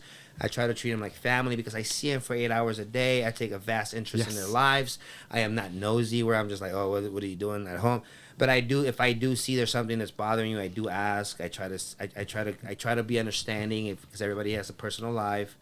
But they know that if shit ain't going right at work, that's more important. You know what I mean? Like, that's more important than our friendship. It's not that I'm like a fake friend, but it's that before I'm your friend, I'm the boss. And then before I'm the boss, I am the person you will look to get answers from if all this goes downhill. Yes. You know what I mean? If all of this goes to shit because I was too nice to tell you to do your work right, you're not being a good boss. Yeah, then I'm not being a good boss. I'm not even being a good friend. I'm hindering you from success. Yeah. You know what I mean? So sometimes, like a parent, you might not see why that person doesn't want to be your buddy, but it's because he loves you, or he loves the company, or he loves what you guys are both worked hard for. You know what I mean? Because at the end of the day, your employee works as hard as you do. Yes. You know what I mean? Maybe a little harder. Maybe we both work hard in different avenues, but at the end of the day, You need someone to be in charge, and it's not so much to be the leader. It's to get the finger pointed at you when things go wrong. You know what I mean? A lot of times people take as being the boss, like, oh, I'm the motherfucker that tells everybody what to do. You know what I mean? I'm the big guy. No, nigga, you're the guy that's gonna get in trouble when things go bad. You're the guy that's gonna get looked at when there's problems. You know what I mean? You're gonna be the guy that has to put his face forward to solve every situation. They will help you as much as they can. But at the end of the day, if something goes bad, they need someone to look at and be like, where do we go from here, boss? You know what I mean? Leadership, yeah. And leadership sounds funner than it is. You know what I mean? Everybody wants to be the leader until you have to lead. I have an entrepreneurial question for you. Yes. When do you think is the right time to open up like an LLC or sole proprietorship? So we're talking about a small business owner. Mm-hmm. Let's say they're not making revenue at all. Mm-hmm. I hear lots of talks. You should start it right as soon as you start making money. Some of the people, hey, make a few bands first and then open it up. Like, what's your advice if somebody were to ask you that? I think, first of all, I'm very ignorant to this, so don't hold me up against any of this. And also, real quick, this is a financial advisor. This is educational. Don't ever go, hey, Razi said like this. No. Yeah, facts. We don't need no. Hold this up. is a disclaimer. Disclaimer right here. This is entertainment purposes only. Yeah. Last thing we need is. I think. Yeah, I won't go to jail with you, man. But I think the best time to do it is at the beginning. You want to decide what kind of business you want to take. So when I first started, I started a S corp. I started a corporation. And then I started LLC. I was advised by my CPA to create a corporation just because I play into bigger items. I have large expenses. Mm-hmm. I have large responsibilities if things go wrong. So I need to be protected from the very beginning. If you are making, I believe, under $12,400 a year, you actually don't even have to claim. You don't have to have a lot of those things. You don't have to claim as long as you're paying yourself. You don't have to worry about a lot of those things. You should try to do things to the fullest legality you can as a professional business advice. Mm-hmm. As a motherfucker who just likes to make money, man, just do the shit till you feel like you're making too much money. Like if you've seen yourself like where you like there's a lot of benefits to having a business license. You know, there's a lot of benefits to having a business license. Allows you to get a business account, which allows you to write off some of your expenses. A lot of people ignore those little things, thinking like, oh man, I don't want to pay sales tax. Well, you don't really pay the sales tax if you just hold on to it. Yeah. You know what I mean? You're not coming out of your pocket as much as you holding it for Uncle Sam. I had when I first started, I had a friend named Dr. Tom Oliver. He owns Stockton Chiropractic. Shout out, Tom. I complained to him that I paid about $12,000 in 1 quarter in sales tax. God damn, man. Right? Oh shit! But he looked at me and said, well, that means you made fucking a shit ton of money. And I go, oh yeah, I did. He goes, then what are you crying about, bro? Just pay the government what you're supposed to, and you know what I mean, and just keep doing your thing. And that is a big fear, I think, as a young person that doesn't come from a family or a background of business owners. Mm-hmm. You just look at numbers and you just go like, oh my God, 12,000 is a lot.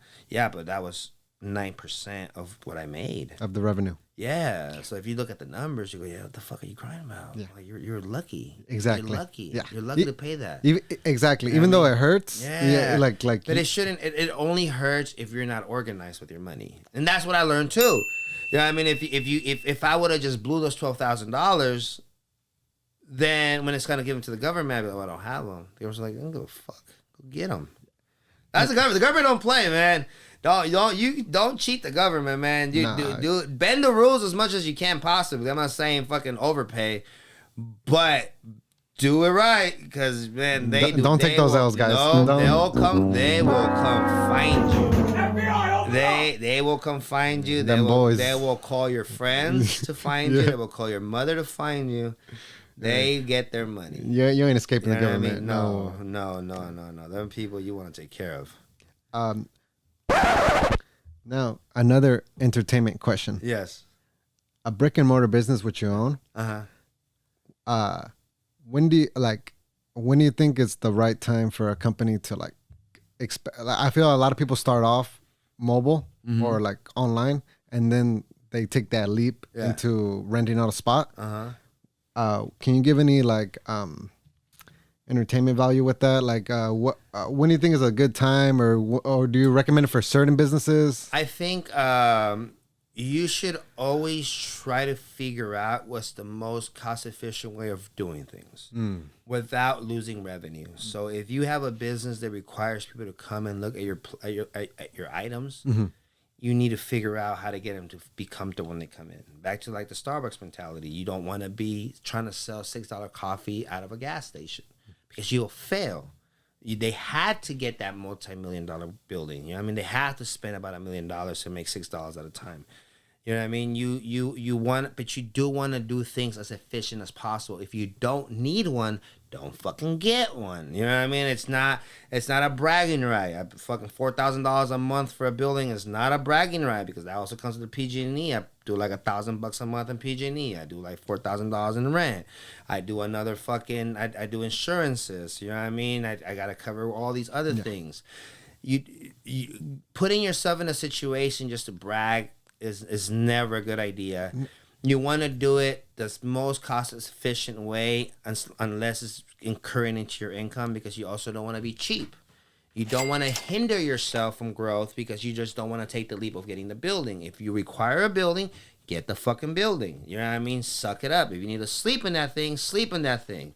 You know what I mean? Do whatever you need to do to succeed in your dream or stop fucking dreaming. You know what I mean? If it makes money, it makes sense. If it makes money, it makes sense. And if it doesn't even make money, yeah, it will. You know what I mean? It's just I started when I got my first building, I had ordered my printer and my laminator, which was $65,000 for both of them. What's a laminator? It just puts like a laminate over the vinyl so it doesn't get faded with the sun. Gotcha. Most people don't buy it because it's expensive, but yes. I knew I needed it, so I bought the laminating machine and I bought the printer before I had a building because I couldn't. I just knew I needed these things. I was immature. I was young. I was dumb. I just knew the things that I needed, and at one point I was like, well, I just won't even have a building, bro. I'll just put it in my garage. And then the people were like, yeah, okay, and you're gonna pay this monthly, right? I was like, yeah. And then I just kept looking at it, and then I told myself, I was like, well, if you're gonna chase your dream, chase it, don't walk it. Get the building. Love you know that. what I mean? Like I love that. Go get the building. And what happened is that $1,800 a month rent made sure that I woke up every day and I showed up to work, man. Like Revamp has never been a hobby. It has never been a side hustle. It has never been an idea. All in. I did it from balls in the day I started, and I do it balls in every single day. I don't hold back. I don't go like, oh, I just don't want to put in too much. Man, I put all of it. I put more of it more. And if I can't, and I do that with everything I do in life. If I can't just give it my all, I give it nothing. If you're not gonna do it right, why even do it at all? Why even waste your time? I tell that to my daughter. I go, if I tell you to do something, you're gonna do it wrong. You might as well not even fucking do it. Get yelled at. You know what I mean? Because I'm going to yell at you if you do it wrong. So at least you got yelled at and didn't have to do anything. You know what I mean? Like, why limit yourself by your own laziness? And don't pick things up and be okay with failure. I hear a lot of people tell me, like, oh, man, it's cool, man. It's just my side hustle. Why not give it your all? Because it's not in your main hustle? If it's not, why not give it your all? Why not give everything your all? Yes. Everything. Everything. How you do anything is how you do everything. I was just about to say that. You took the words right out of my mouth. One last thing on this whole, on the business side. Yeah. Well, it's all been business, but the brick and mortar part of it. Yeah. A lot of people, I think, like us, that like don't have that many connections with the business owners or people up there, like permits with the getting like licensed by the city. Where did you get educated, or how does that does city to city differ, or who would you like advise, or is it all online? So it probably is, but I believe it or not, I'm not very computerly inclined as far as wanting me to sit there and research. I'm more of a physical dude. Your city hall will have all your answers. It doesn't matter what town you're in. It doesn't matter what do you do. You go to just literally type in on Google City of Lodi Permits Department, and you go in there. They will be more than happy to tell you where to go, who to pay. But believe it or not, man, it's not expensive. Like I've heard people tell me that they don't want to get a business license because it's hundreds of dollars and they just don't have it. I think it's like $37. When I first started, it was like $37. Oh shit! Yeah, and it's crazy because sometimes they tell me like, "Oh, so and so told me that," and I'm like, "Why would somebody lie to somebody else about some shit that doesn't even affect you?" Because they just don't want to see people win. Yeah, all the business owners right now are being like, "Shh." Yeah. But it's not expensive. Yeah. You know what I mean? What becomes a little expensive is like your business insurance. You know what I mean? If you start getting employees, your EDD is a little costly.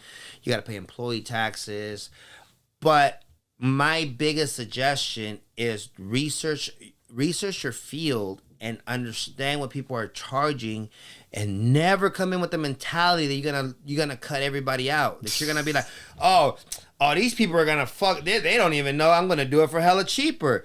Well, trust me, they charge what they charge for a reason. You know what I mean? Because the shit costs. You know what I mean? And you can tell yourself like, oh man, this is cheap, man. The material's cheap. This is cheap. Yeah, motherfucker, but EDD ain't cheap. Yeah. Sales tax ain't cheap. Employee taxes ain't cheap. You know what I mean? Buildings ain't cheap. Insurances ain't cheap. So it's not so much the product. Sometimes it's the cost of doing business to keep all these people afloat to set the price. Never create a situation where you're the cheapest guy in town. I always think of the cheapest guy as the worst guy. And I might be wrong, but man, I'm usually right. All those things you just mentioned, that's the reflection on the price. Mm-hmm. I just had my previous episode, my boy, the homie Jesus from JM Customs 209. So, if I butchered it, I'm sorry. But he does tinting and stuff, and it takes him 30 minutes. But he told me 6 to 8 months, trial and error, research, practicing, doing it for free, charges his first client $20, and now I don't know how much he charges now, but it takes him 30 minutes. But I'm like, a lot of people like to sometimes, as a consumer, just put the price on the material itself, but they don't take into account your services, or in this case, everything that goes behind the scenes of a brick and mortar. Yeah. And I'm like, no, man, like to you it's just a shirt. Yeah. But to them, all the stuff that goes behind it, that's where their price comes from. My biggest response is just do it yourself then. When somebody goes, oh man, what do you mean it's $100 to design this business card? All you gotta do is just put this there and do this, that, and you know what? You're right. $100 is too much. You do it. Send it to me when you're done. Oh man, but I don't know how to do this. There we go. Now we're starting. Well, do you have a computer? No. Do you have Illustrator? No. Well, the computer cost me $2,200. I got to pay $65 a month to Adobe to be able to use the programs. I have to pay the PG&E on this motherfucking building. I got to pay the guy that sits there on the table, on the chair, $25 an hour. Please explain to me what part of this seems cheap to you. You know what I mean? And they go, okay, you're right. Here's the money. Or they go, you know what? No. And I've been surprised. Sometimes people are like, oh, motherfucker, I'll do this. And they do it. And I'm happy because now you're pushing them too. You proved me wrong, and I proved to you and you proved to yourself that you actually don't need me for all of it, which is good. Yep. I've never been the type of person to make you feel like you can't do anything. If anything, I'll promote for you to do it on your own. And then when you fail, come back and get me. Love that. Love that. I mean, I have no fear of, I have no thought in my mind that I am not valuable in what I do. But I also don't think that I'm the only person that can do it. Like just getting started, like what do you think anybody want to get started? Well, what's the most important thing? Get the logo, get the name, get a good product. What most of the time when people getting started, they already have a product or they have a concept of an idea that you're gonna do. So that's kind of out of the way. The next thing to do is to really, really emphasize on your cost of doing business so you don't fail. Because that way, if you know what things cost, you know how much you need to charge. After that, it's very important for you to create an identity for your company. Even if you know what I mean, you can run it off your own. You can have a lot of people try to be like, well, I'm gonna use my own Instagram, and that's another one. Start a fucking Instagram. They're fucking free, man. All this shit is free. Like literally, your laziness keeps you from succeeding. Like I was telling you earlier, like man, I don't walk around with like a feather in my hat, going like, oh man, I do things others can't do, or I'm better than everybody else. I just like to think I think about things a little bit longer, and I am more detail oriented on the perception of growth than others. I think I see things and I see for what they could be. I don't. I can take things for what they are, but if I care about something enough, I can see the potential of what it can be, and I don't really I don't really take my finger off of it. I'm very bullheaded. I'm very strong forward. I'm okay with the punches. I'm okay with everything that happens on the road to success. I'm just there for the success. And if it happens to be through your company, then that's cool, man. Like, good for you. You know what I mean? Because I do, like I tell all my clients, my next job comes from my previous job. You know what I mean? If I do a good job on this one, I will always have the following job. You know what I mean? The minute that I stop caring, the minute that I start being okay with mediocrity, it'll just continue to follow. Me and my team are always looking for ways to do things the right way, even though it's already the right way. How can we do it righter? You know what I mean? How can you just be better? And if there's no other way to be better, fuck it, we'll think about it tomorrow. You know what I mean? But there's always a little thing that we can do better. There's always just the ability to just, I don't know, man. Just love that. Yeah. I'm very curious, man. One thing I definitely, after speaking with you and like these past hours that we've been talking, man, I'm never ever. First of all, I'm a very big believer in I never tell people I don't have time for it. I just tell them it's not my priority. Yeah. And I usually say that even sometimes I skip on the gym because I need to edit. But just go to sleep sooner and wake up earlier. Like you have so many things going on. Yeah. And for you to still be this productive and consistent, man, I ain't going to give myself no outings no more, bro. Like, thank you on that. You just start looking at all the shit and you just go like, this is not worth it. This is not worth it. I mean, it'll cost you. Like, success costs, my guy. Sacrifice. Like, you lose friends. Yep. I've lost a ton of friends. I still love them to death. When I see them, we hug each other. We wish each other well. We catch up on how things have been. But I know I can't hang out with you because I go to sleep like around 10 o'clock at night, the latest, because I need to be up at 4. Because there's really nothing much more for me to do after 10, but maybe go out, maybe eat a little bit more that I'm not supposed to, maybe binge watch a little something that I probably don't give a fuck about because I'm ready to go to bed. But that 4 in the morning makes my dick hard, bro, because I'm like, I am ahead of all of you. You know what I mean? Where you still got a booger hanging out your nose, man. I already wiped it, washed my face. I got clothes on. I'm picking up 400 pounds off the ground for fucking fun. I'm not picking up 400 pounds ever throughout the day. There's never been I can tell you this, bro. There's never been a day harder than what I did in the gym that morning. I've never came across a day where I go like, oh, fuck, I was not prepared for this. I do more than I'm supposed to, so when I do what I'm supposed to, it comes with ease. I don't stress about it. You sacrifice though, like you're not really losing. I feel it on this podcast because on my weekends or after work, people want to kick it, hang out. I'm like, no, man, I gotta shoot this. Yeah, and people be like, why, bro? No one's watching it. Fuck you, I'm watching it. I'm fucking watching it. They go like, why do you go to the gym? You know why I go to the gym so much? I gotta look at myself naked. You know what I mean? I gotta look at that shit. I gotta live with myself. You know what I mean? I can live with myself. I can live my life through your eyes and what you consider to be a priority, and always wonder if I'm good enough for the people around me, or I can just focus on being the baddest motherfucker I think I can be, and then introducing that to the people around me, and then we go like, God damn. You know how many times people tell me like, what the fuck, at 4? Yeah, bro. Shit, I would never. I know. That's why I do it. I do it because I know you won't do it. You know what I mean? Hey, man, I'm just telling you right now, you're going to be in a lot more podcasts. No, man. I know you're going to. Hey, man, people you need to be heard, bro. You need to be heard. Hey, men need you, bro. Yeah. Men need you because a lot of men are soft. Yeah, let them. Let them. I am not a motherfucker who's going to sit here and inspire anybody. If you think you're a loser, I agree with you. You're right.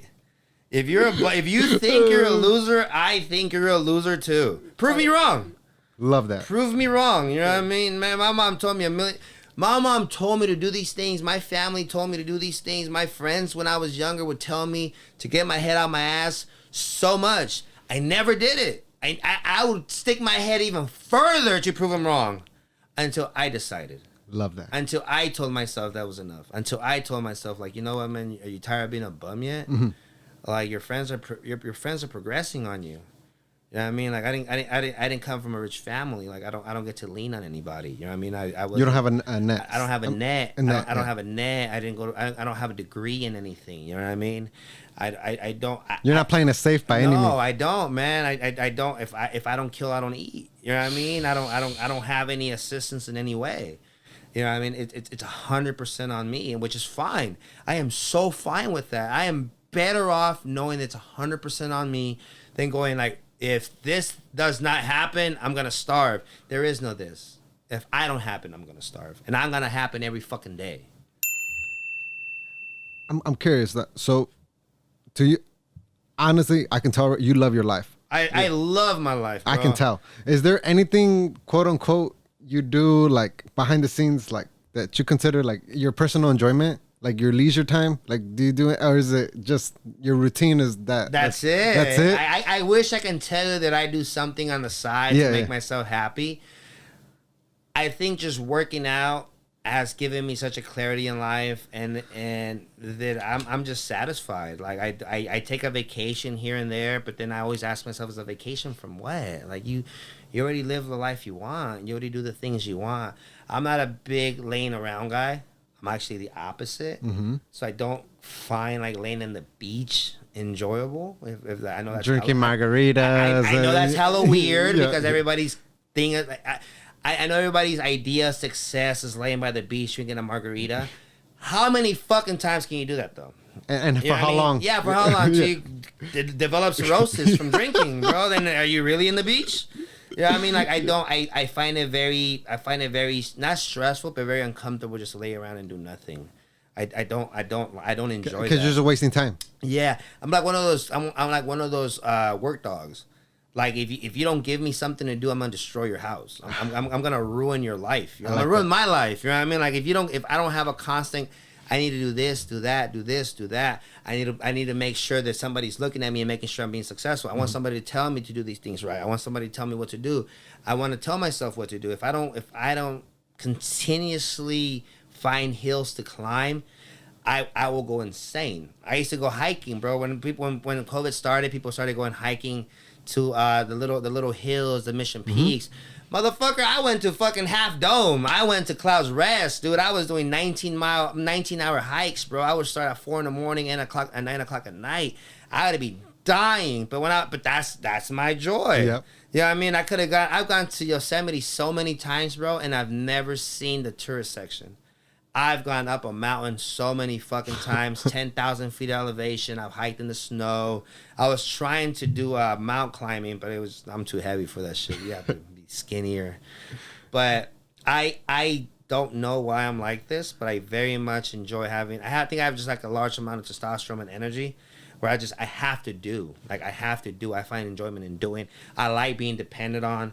I like knowing that if I don't do, things won't happen. Like it's just the thrive that I've always had in my life, bro.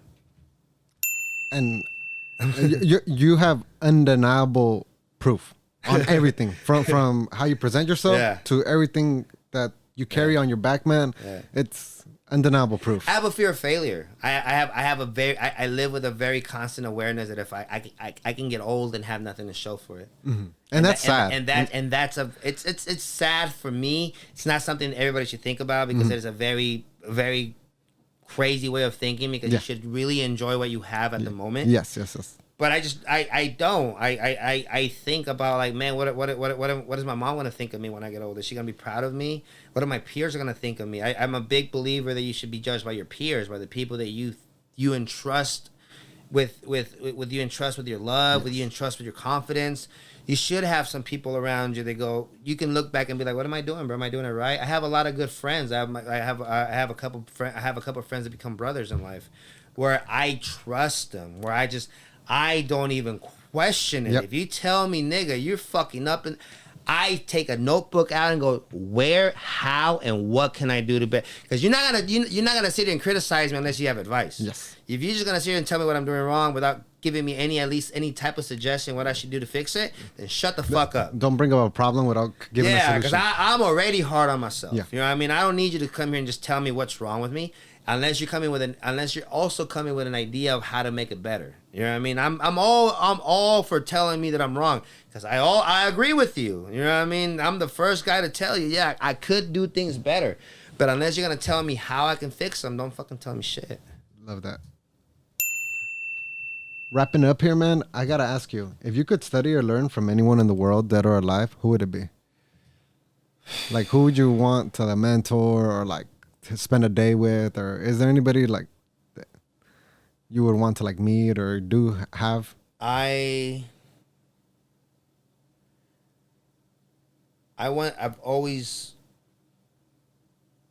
there's so many people that I've read about that I've been interested in. But Speak on them. This is gotta be one. Speak on them. I'm curious. Julius Caesar was a big person that I've read about. Yep. I just want to have the ability to concept things and see them that big of a vision. Mm-hmm. I mean, Julius Caesar is one of the people that created one of the largest civilizations on Earth. So I wish I'd have the brain capacity and the historical ability to just be able to mastermind that, be able to put people in positions to succeed. Because even though he is or somebody like Alexander the Great, even though that they are very much credited for creating such large societies, it rulers, was not built by them. It always takes a group of people. Yep. I'm a very big fan of Jay-Z. I've always been yeah, that's a good one. Since I was a child, man, I think I tied myself a lot to a story similar to him, because I like I mentioned to you, I have a dad. He's actually my stepdad, and when I was younger, we weren't very involved with each other, because like I've been kind of a dickhead since I was a child. I mean, I've always been hard headed. So I think at one point I told him he wasn't my dad, and he took that very personal. But I noticed that Jay-Z didn't have a dad. He had a mom. He had a mom that believed in him. So I was like, man, I got a mom that believes in me.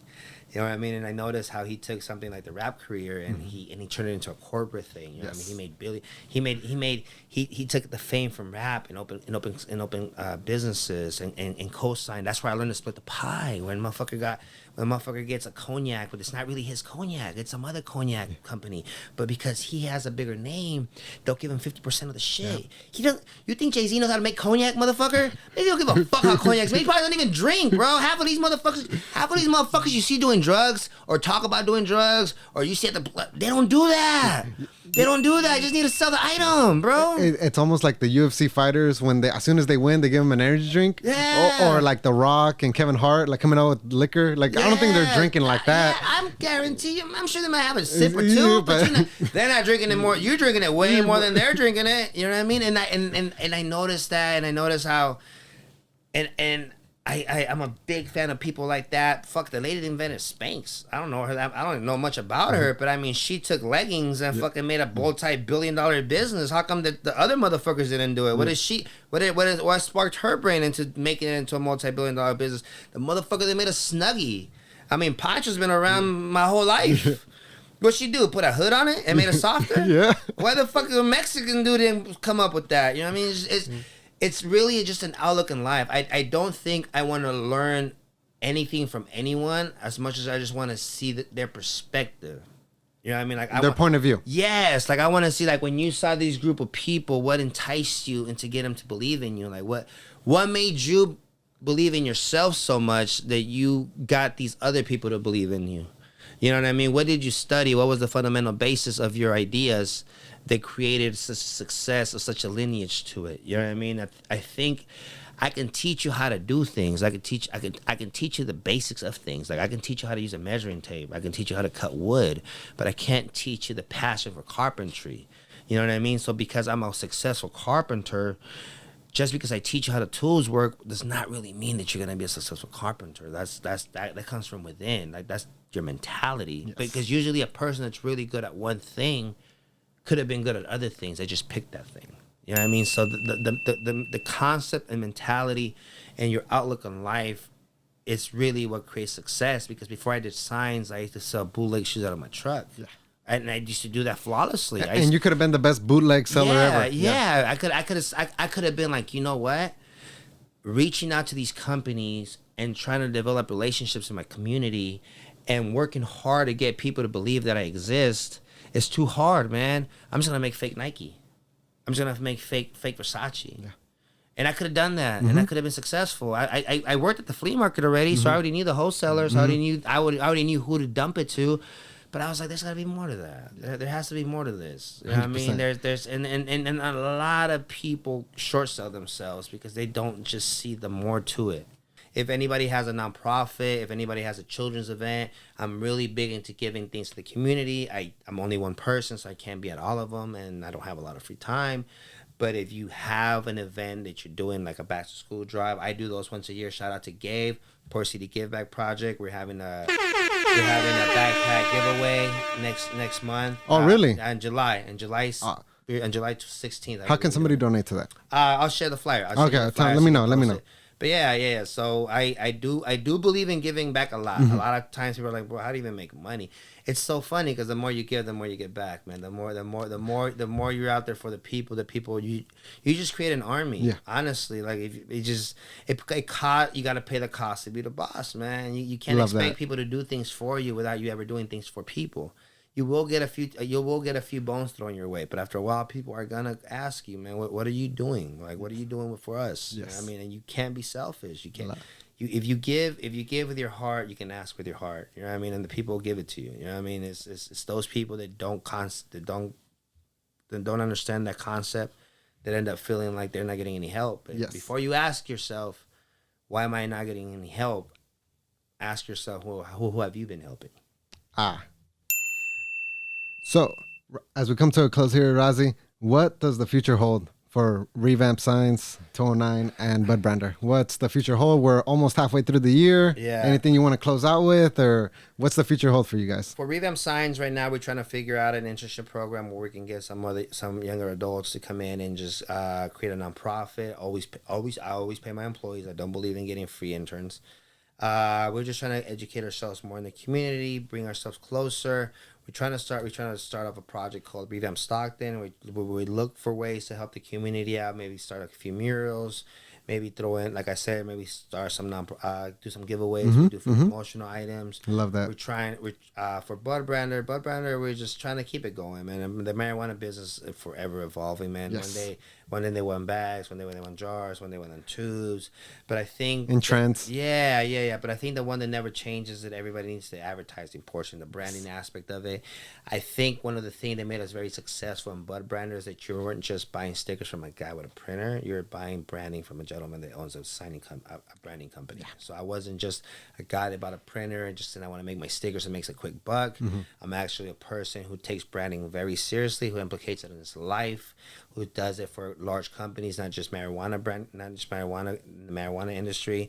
So I think when you come to me, you're coming to a gentleman that actually understands it. It's not just selling you an item. But yeah, I mean, I think we're trying to figure out.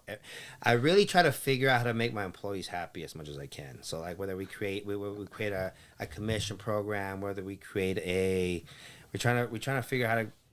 I'm just always trying to figure out how to make my company better, and I feel like through that everything else comes. You know what I mean? Like I'm not gimmicky. I just roll my sleeve up and I start doing the work. I love that, Razi. I love that, and I just gotta tell you, man, thank you so much for coming on. Yeah. Thank you so much for spending these hours with me. I really enjoyed it, man. Bro, I learned so much, and so cool. I wish you nothing but all the blessings and success in the world. And just real quick, man, this camera, that camera. This one mainly. Where can they follow you at? You can follow us at Revamp Science 209 on IG. You can follow us at budbrander.co on IG, and mine is Razi 209. Hey, and thank you, Raza, for hearing out. I really hope you guys got value and you guys took something away from it. This guy dropped so many gems. I learned a lot. I hope you guys learned a lot. And Razi, bro, thank you for coming, dog. Thank you for having me, man. I appreciate you. Until next time. Peace. This is